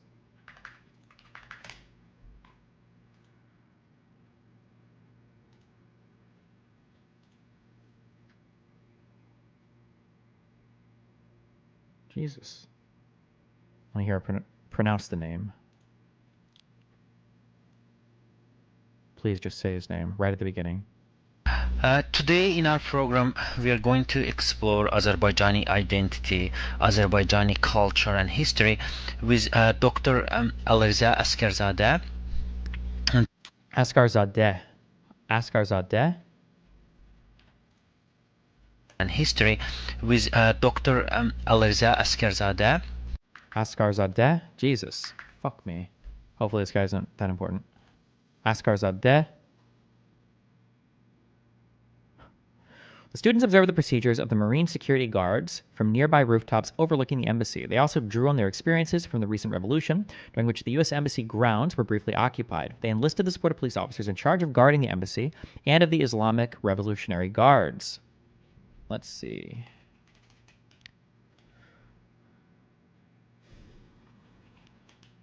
In planning the second attempt, the students observed the procedures of the Marine security guards and drew from their experience during the prior revolution.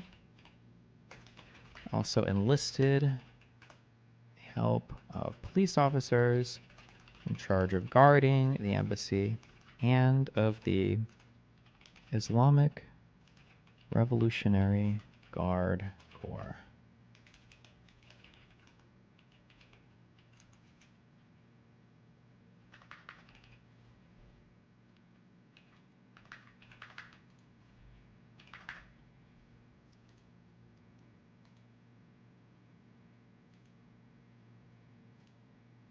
Okay.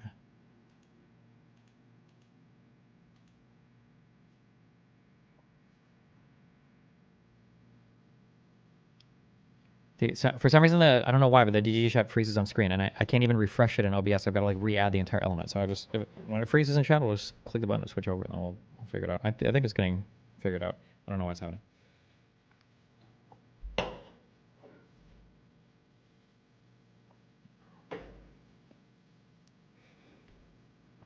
Okay.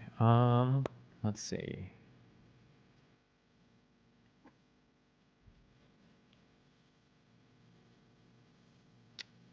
According to the group and other sources, Ayatollah Khomeini did not know of the plan beforehand. The students had wanted to inform him, but according to the author Mark Bowden, Ayatollah Mohammad Mossavi Khomeini persuaded them not to do so. Honia feared that the government would use the police to expel the students as they had the occupiers in February. The provisional government had been appointed by Khomeini, so Khomeini was likely to go along with the government's request to restore order. On the other hand, Honia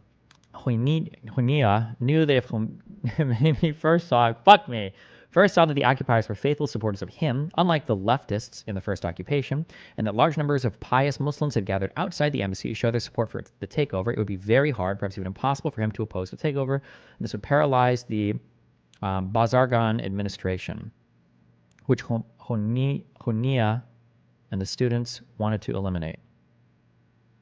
Supporters of the takeover stated that their motivation was fear of another American-backed coup against their popular revolution. Let's see. Takeover. Motivations. Okay. Takeover. On November 4th, 1979, one of the demonstrations organized by Iranian student unions loyal to Khomeini erupted into an all-out conflict right outside the walled compound housing the U.S. Embassy. At around 6:30 a.m., we should have this. Should something.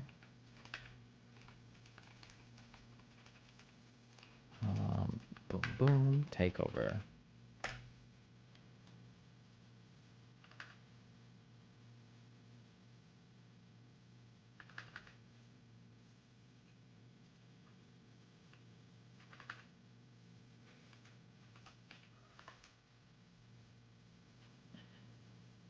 Read this whole part first.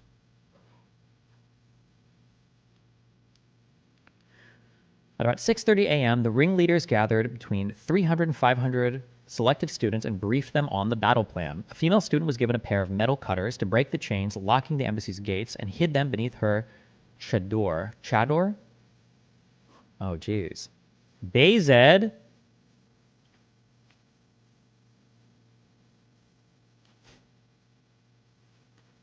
At first, the students planned a symbolic occupation in which they would release statements to the press and leave when government security forces came to restore order. This was reflected in placards saying, "Don't be afraid, we just want to sit in." When the embassy guards brandished firearms, the protesters retreated, with one telling the Americans, "We don't mean any harm." But as it became clear that the guards would not use deadly force and that a large, angry crowd had gathered outside the compound to cheer the occupiers and jeer the hostages, the plan changed. According to one embassy staff member, buses full of demonstrators began to appear outside the embassy shortly after the Muslim student followers of the Imam's line broke through the gates. Wait. Okay. As Khomeini's followers had hoped, Khomeini supported the takeover. According to Foreign Minister Yazidi, when he went to Qom to tell Khomeini about it, Khomeini told him, "Go and kick them out." But later that evening, back in Tehran, Yazidi heard on the radio that Khomeini had issued a statement supporting the seizure, calling it the Second Revolution, and the embassy an American spy den in Tehran. The Marines and embassy staff were blindfolded by the occupiers and then paraded in front of assembled photographers. In the first couple of days, many of the embassy workers who had sneaked out of the compound or had not been there at the time of the takeover were rounded up by Islamists and returned as hostages. 6 American diplomats managed to avoid capture and took refuge in the British embassy. Can we chill over here for a sec? Our place is going to fuck right now, guys. Before being transferred to the Canadian embassy. In a joint covert operation known as the Canadian Caper, the Canadian government and the CIA managed to smuggle them out of Iran on January 28, 1980, using Canadian passports and a cover story that identified them as a film crew. Others went to the Swedish embassy in Tehran for 3 months. The State Department diplomatic cable of November 8, 1979, details a tentative incomplete list of U.S. personnel being held in the embassy compound. Let's see. So, at 6:30 a.m. on November 4th, 1979, protesters, the organization of some ringleaders, managed to cut in and break into the U.S. Embassy, eventually taking it over. That's probably good enough.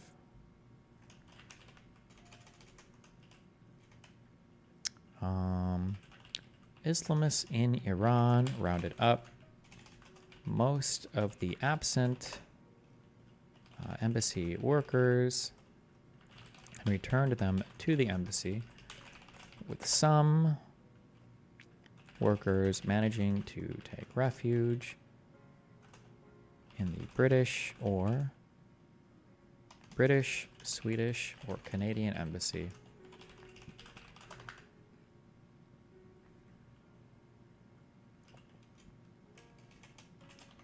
Six American diplomats were smuggled out of Iran on January 28th, 1980, in a joint Canadian CIA operation.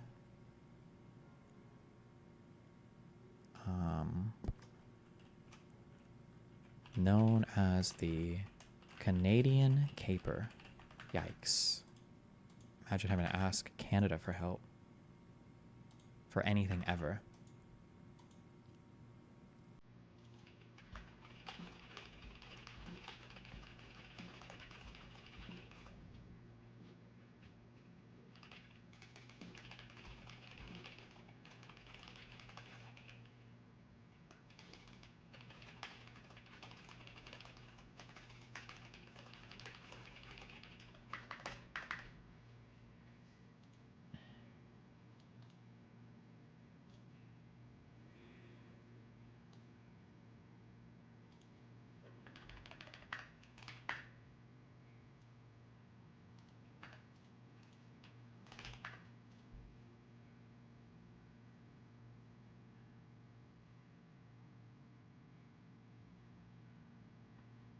Okay.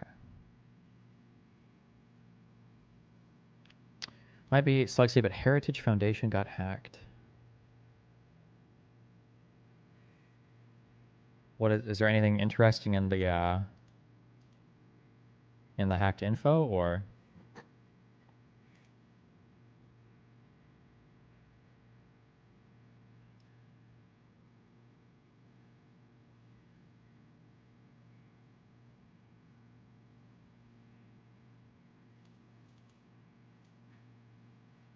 Okay.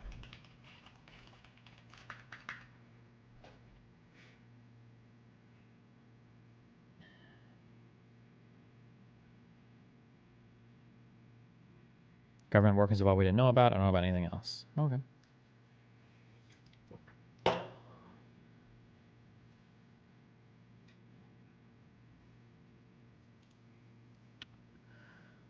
Let's see. Motivations. The Muslim student followers of the Imam's line demanded that Shah Mohammad Reza Pahlavi return to Iran for trial and execution. The U.S. maintained that the Shah was to die less than a year later. Or no, I'm sorry. I'm just going to say, wait, what? The U.S. maintained that the Shah, who was to die less than a year later, in July 1980, had come to America for medical attention. The group's other demands included the U.S. government apologize for its interference in the internal affairs of Iran, including the overthrow of Prime Minister, I don't remember how to say this, Mossadegh in 1953, and that Iran's frozen assets in the United States be released. The initial plan was to hold the embassy for only a short time, but this changed after it became apparent how popular the takeover was and that Khomeini had given it his full support. Some attributed the decision not to release the hostages quickly to President Carter's failure to immediately deliver an ultimatum to Iran. His initial response was to appeal for the release of the hostages on humanitarian grounds and to share his hopes for a strategic anti-communist alliance with the Ayatollah. As some of the student leaders had hoped, Iran's moderate Prime Minister, Bazargan, and his cabinet resigned under pressure just days after the takeover. Oof, there's a lot of like internal domestic politics stuff here that I don't have any understanding of.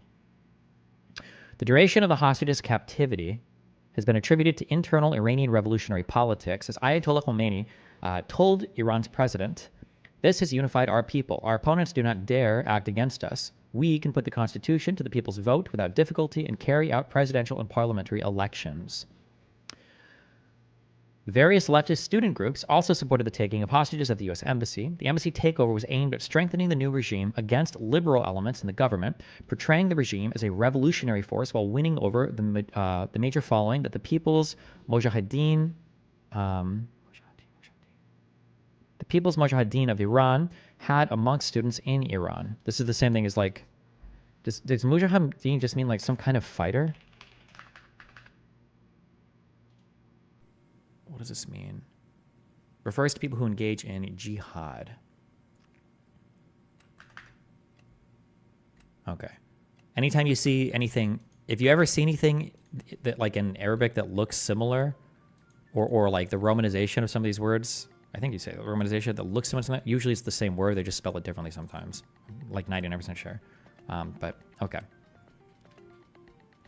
The People's Mujahideen of Iran had among students in Iran. According to scholar Daniel Pipes, writing in 1980, the Marxist-leaning leftists and the Islamists shared a common antipathy toward market-based reforms under the late Shah, and both subsumed individualism, including the unique identity of women under conservative, though contrasting visions of collectivism. Accordingly, both groups favored the Soviet Union over the United States in the early months of the Iranian Revolution. The Soviets and possibly their allies, Cuba, Libya, and East Germany, were suspected of providing indirect assistance to the participants of the takeover of the U.S. Embassy in Tehran. The PLO, under Yasser Arafat, provided personnel, intelligence liaisons, funding, and training for Khomeini's forces before and after the revolution, and was suspected of playing a role in the embassy crisis. Fidel Castro reportedly praised Khomeini as a revolutionary anti-imperialist who could find common cause between revolutionary leftists and anti-American Islamists. Both expressed disdain for modern capitalism and a preference for authoritarian collectivism.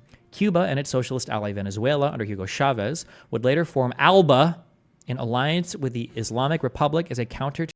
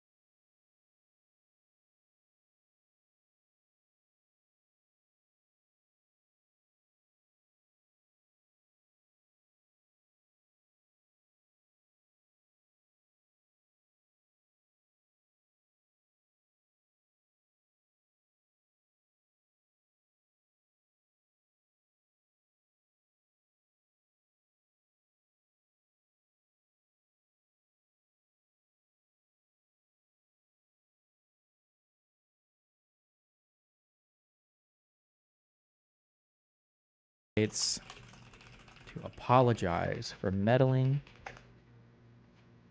in Iran's affairs in the 1953 coup overthrow, a coup is an overthrow, of the Prime Minister Mossadegh. Destiny needs to learn the distinction between rulemaking and lawmaking. Please tell me, Nate Trout, what do I need to learn? The executive agencies make rules based on whatever they've been authorized to make rules on from Congress. Congress makes laws by passing legislation. What am I missing? What part of this do I not understand?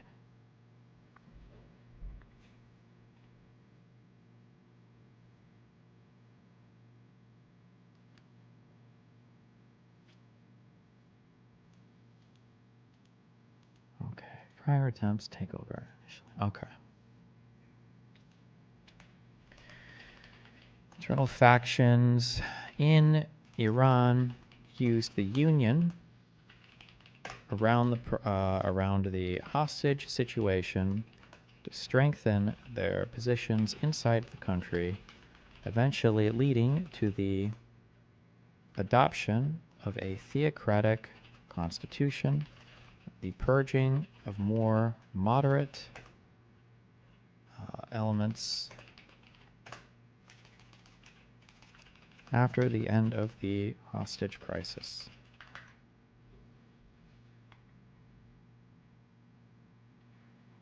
If you can make a rule that lets you enforce certain things, like banning a gun, how is that different than a law, other than the fact that it's not binding? Laws do nothing. That's the problem, right? Let's say that I am in Congress, okay? And then let's say that in Congress, let's say that I pass a law, okay? And this law says that farting is illegal, all right? Okay, so, I mean, like, Congress can also, as part of the law, might have like a, well, they should have like a penalty for it. They'll say farting is illegal, and if you get caught farting, you get executed. Okay, Congress has passed that law, but so what? The executive has to enforce it. But enforce it how? So usually, within a particular law, if it's like a novel thing, Congress will say like, Congress is charging the executive, we're creating a new office called the Office of Fart Pollution. The office can have this many people, they can use these types of tools, these are laws that we want in the books, and these are how they're going to... So now the executive has like a blueprint from Congress that they can use to implement a bunch of regulations, and they can choose then how to enforce. That's why you have like the two separate things. They have different jobs. Laws on their own do nothing. You need to enforce the laws. That's what the executive is for.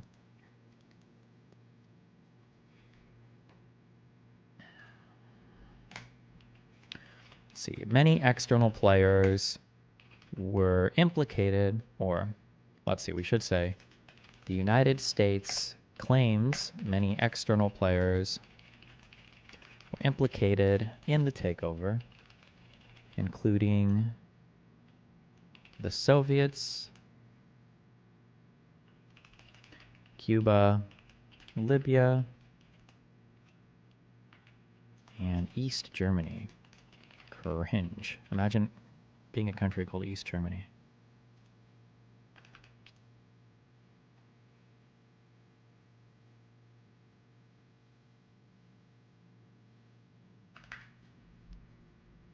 Time is anything else? I think like either 6 or 7. It depends on if XQC is even coming. I think he is. He's supposed to be. Or no, probably 6:30 or 7, I would imagine. But we'll see. Okay.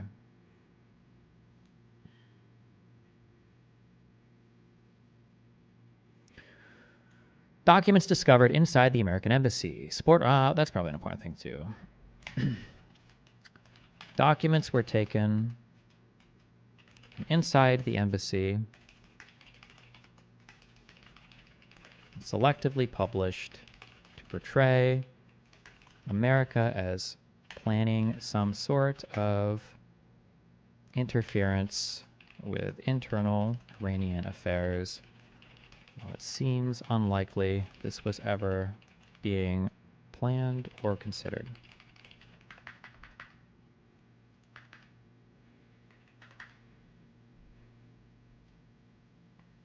Supporters of the takeover claimed that in 1953, the American embassy had been used as a den of spies from which the coup was organized. Later, documents which suggested that some of the members of the embassy staff had been working with the CIA were found inside the embassy. Afterwards, the CIA confirmed its role and that of MI6 in Operation Ajax.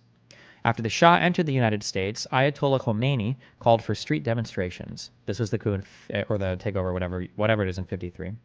Revolutionary teams displayed secret documents purportedly taken from the embassy, sometimes painstakingly reconstructed after shredding, in order to buttress their claims that the Great Satan, the U.S., was trying to destabilize the new regime with the assistance of Iranian moderates who were in league with the U.S. The documents, including telegrams, correspondence, and reports from the U.S. State Department and the CIA, were published in a series of books which were titled Documents from the U.S. Espionage Den.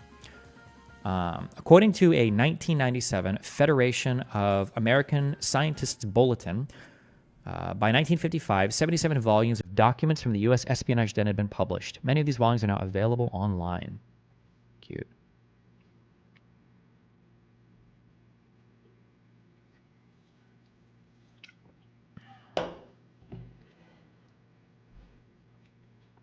It's not worth a note.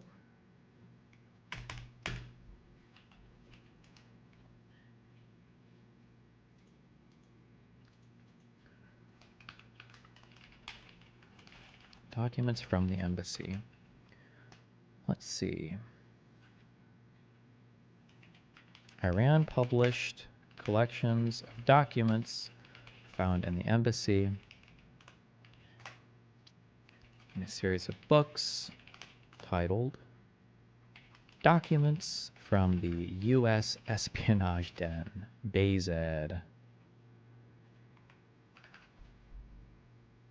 So a rule more powerful than a law because it's easier to create and the executive can enforce it immediately. Does the executive make the rule or does Congress? The executives make the rule, but it has to comport with what Congress passes as a law.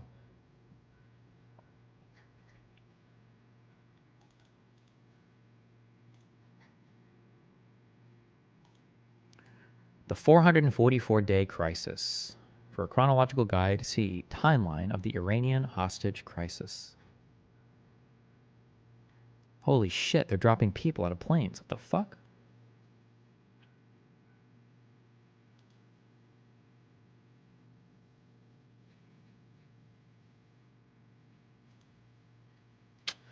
The hostage takers declaring their solidarity with blah, blah, blah. Let's see. When should I end my stream? Probably 5:30, maybe. Wait. Hold on, I'll be back in a sec. I'll leave the music playing, but I don't know if it's gonna kill my shit or not. 1 second.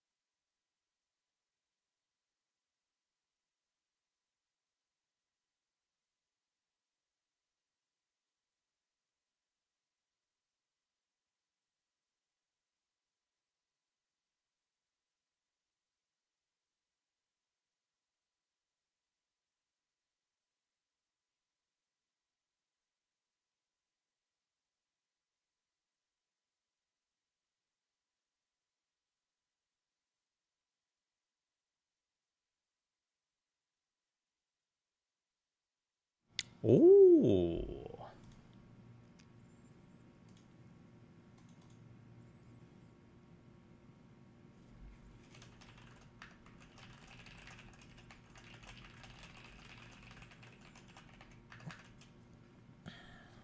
Okay.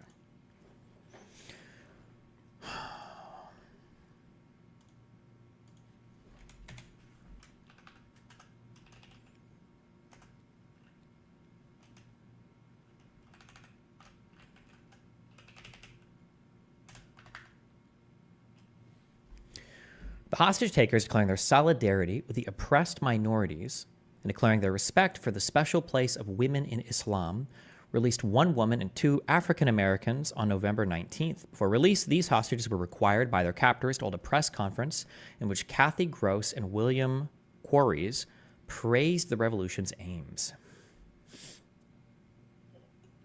These were two of the released people, I guess, yeah.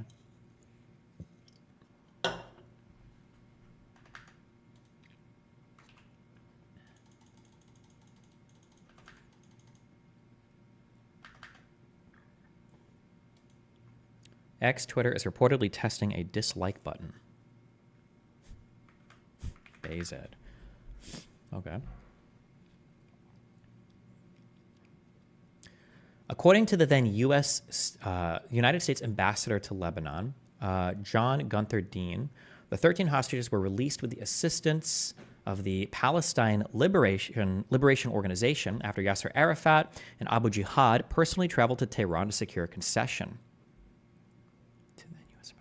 Interesting. The PLO in 1979. Okay, interesting. See, they're making the bookmarks public. Why would you make likes private and then bookmarks public? Or, okay, interesting.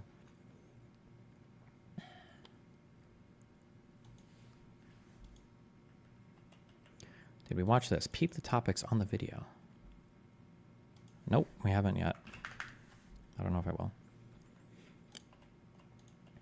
The only African-American hostage not released that month was Charles A. Jones Jr. One more hostage, a white man named Richard Queen, was released in July of 1980 after he became seriously ill with what was later diagnosed as multiple sclerosis. The remaining 52 hostages were held until January 1981, up to 444 days of captivity. So the hostage takers released... what would you say? Women and minorities first, after declaring solidarity with oppressed minorities.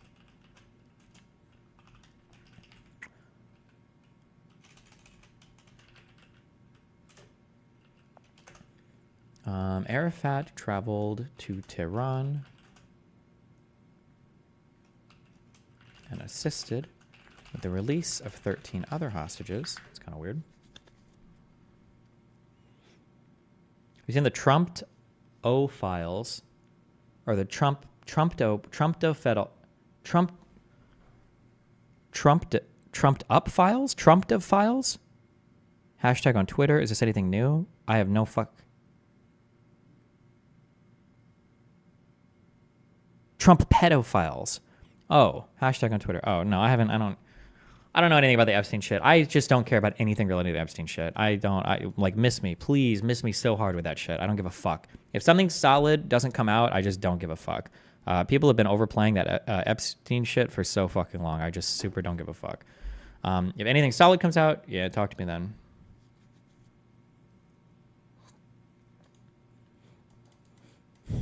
Okay. I will say it's funny, though, all the people that didn't care about the Epstein stuff that now do, or the people that did care and now don't, though. But whatever. People play politics, who cares? The hostages were initially held at the embassy, but after the takers took the cue from the failed rescue mission, the detainees were scattered around Iran in order to make a single rescue attempt impossible. 3 high-level officials, Bruce Langan, Victor L. Tomseth, and Mike Howland, ouch, the only guy that didn't get his own Wikipedia entry, were at the foreign ministry at the time of the takeover. They stayed there for several months, sleeping in the ministry's formal dining room and washing their socks and underwear in the bathroom. At first, they were treated as diplomats, but after the provisional government fell, the treatment of them deteriorated. By March, the doors to their living spaces were kept chained and padlocked. By midsummer 1980, the Iranians had moved the hostages to prisons in Tehran to prevent escapes or rescue attempts and to improve the logistics of guard shifts and food deliveries. The final holding area from November of 1980 until the release was the Temur Bakhtiar Mansion in Tehran. The Temur Bakhtiar was an Iranian general, the founder of the head of Savak from 1956 to 1961, was dismissed. Okay, Jesus.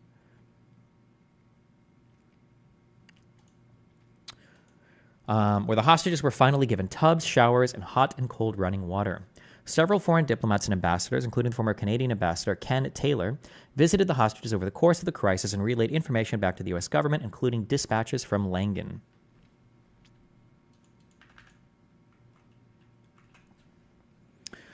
Iranian propaganda stated that the hostages were guests, and it also stated that they were being treated with respect as Garzadeh, I don't remember. The leader of the students described the original plan as a nonviolent and symbolic action in which the students would use their gentle and respectful treatment of the hostages to dramatize the offended sovereignty and dignity of Iran to the entire world. In America, an Iranian charge d'affaires, I don't know how to pronounce this, charge d'affaires, I don't know how to pronounce, I actually don't know how to pronounce this. A person in charge of, diplomatic serves as an embassy's chief of mission, okay. Ali Aga stormed out of a meeting with an American official, exclaiming, "We are not mistreating the hostages. They are being very well taken care of in Tehran. They are our guests." The actual treatment of the hostages was far different. They described beatings, theft, and fear of bodily harm. Two of them, William Belk and Catherine Koob, recalled being paraded blindfolded before an angry, chanting crowd outside the embassy. Others reported having their hands bound day and night for days or even weeks, long periods of solitary confinement, and months of being forbidden to speak to one another or to stand, walk, or leave their space unless they were going to the bathroom. All of the hostages were threatened repeatedly with execution, took it seriously. The hostage takers played Russian roulette with their victims. How often would they have played Russian roulette that nobody lost? One hostage, Michael Matrinko, was kept in solitary confinement for several months. On 2 occasions, when he expressed his opinion of Ayatollah Khomeini, he was severely punished. The first time he was kept in handcuffs for 2 weeks, and the second time he was beaten and kept alone in a freezing cell for 2 weeks. Another hostage, U.S. Army medic Donald Homan, went on a hunger strike for several weeks, and 2 hostages attempted suicide. Steve Lauterbach broke a water glass and slashed his wrists after being locked in a dark basement room with his hands tightly bound. He was found and rushed to the hospital by guards. Jerry Meal, a CIA communications technician, smashed his head into the corner of a door, knocking himself unconscious and cutting a deep gash. Naturally withdrawn and looking ill, old, tired, and vulnerable, Meal had become the butt of his guards' jokes, and they had rigged up a mock electric chair to emphasize the fate that awaited him. His fellow hostages applied first aid and raised the alarm. He was taken to a hospital after a long delay, which was caused by the guards. Other hostages described threats to boil their feet in oil, cut their eyes out, or kidnap and kill a disabled son in America and start sending pieces of him to your wife. 4 hostages tried to escape, and all of them were punished with stretches of solitary confinement when their escape attempts were discovered. Queen, the hostage who was sent home because of his multiple sclerosis, first developed dizziness and numbness in his left arm 6 months before his release. At first, the Iranians misdiagnosed his symptoms as a reaction to drafts of cold air. When warmer confinement did not help, he was told that it was nothing because the symptoms would disappear soon. Over the months, the numbness spread to his right side and the dizziness worsened until he was literally flat on his back, unable to move without growing dizzy and throwing up. The cruelty of the Iranian prison guards became a form of slow torture. The guards often withheld mail, telling one hostage, Charles W. Scott, "I don't see anything for you, Mr. Scott. Are you sure your wife has not found another man?" And the hostages' possessions went missing. As the hostages were taken to the aircraft that would fly them out of Tehran, they were led through a gauntlet of students forming parallel lines and shouting, "Margbar Amrika," death to America. When the pilots announced that they were out of Iran, the freed hostages went wild with happiness, shouting, cheering, crying, clapping, and falling into one another's arms.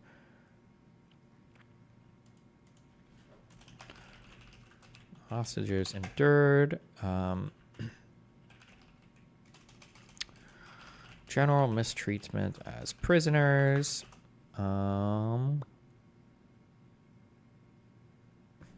There's not really much else to say about that.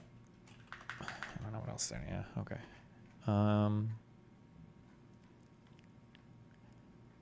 Okay. All right. I'm gonna go shower and make sure everything's set up downstairs. And yeah, tonight we're gonna do. I think there'll be some hopefully pretty Mimi shit with XQC, hopefully, and Dan and me, and maybe even some more extra Mimi shit. We'll see.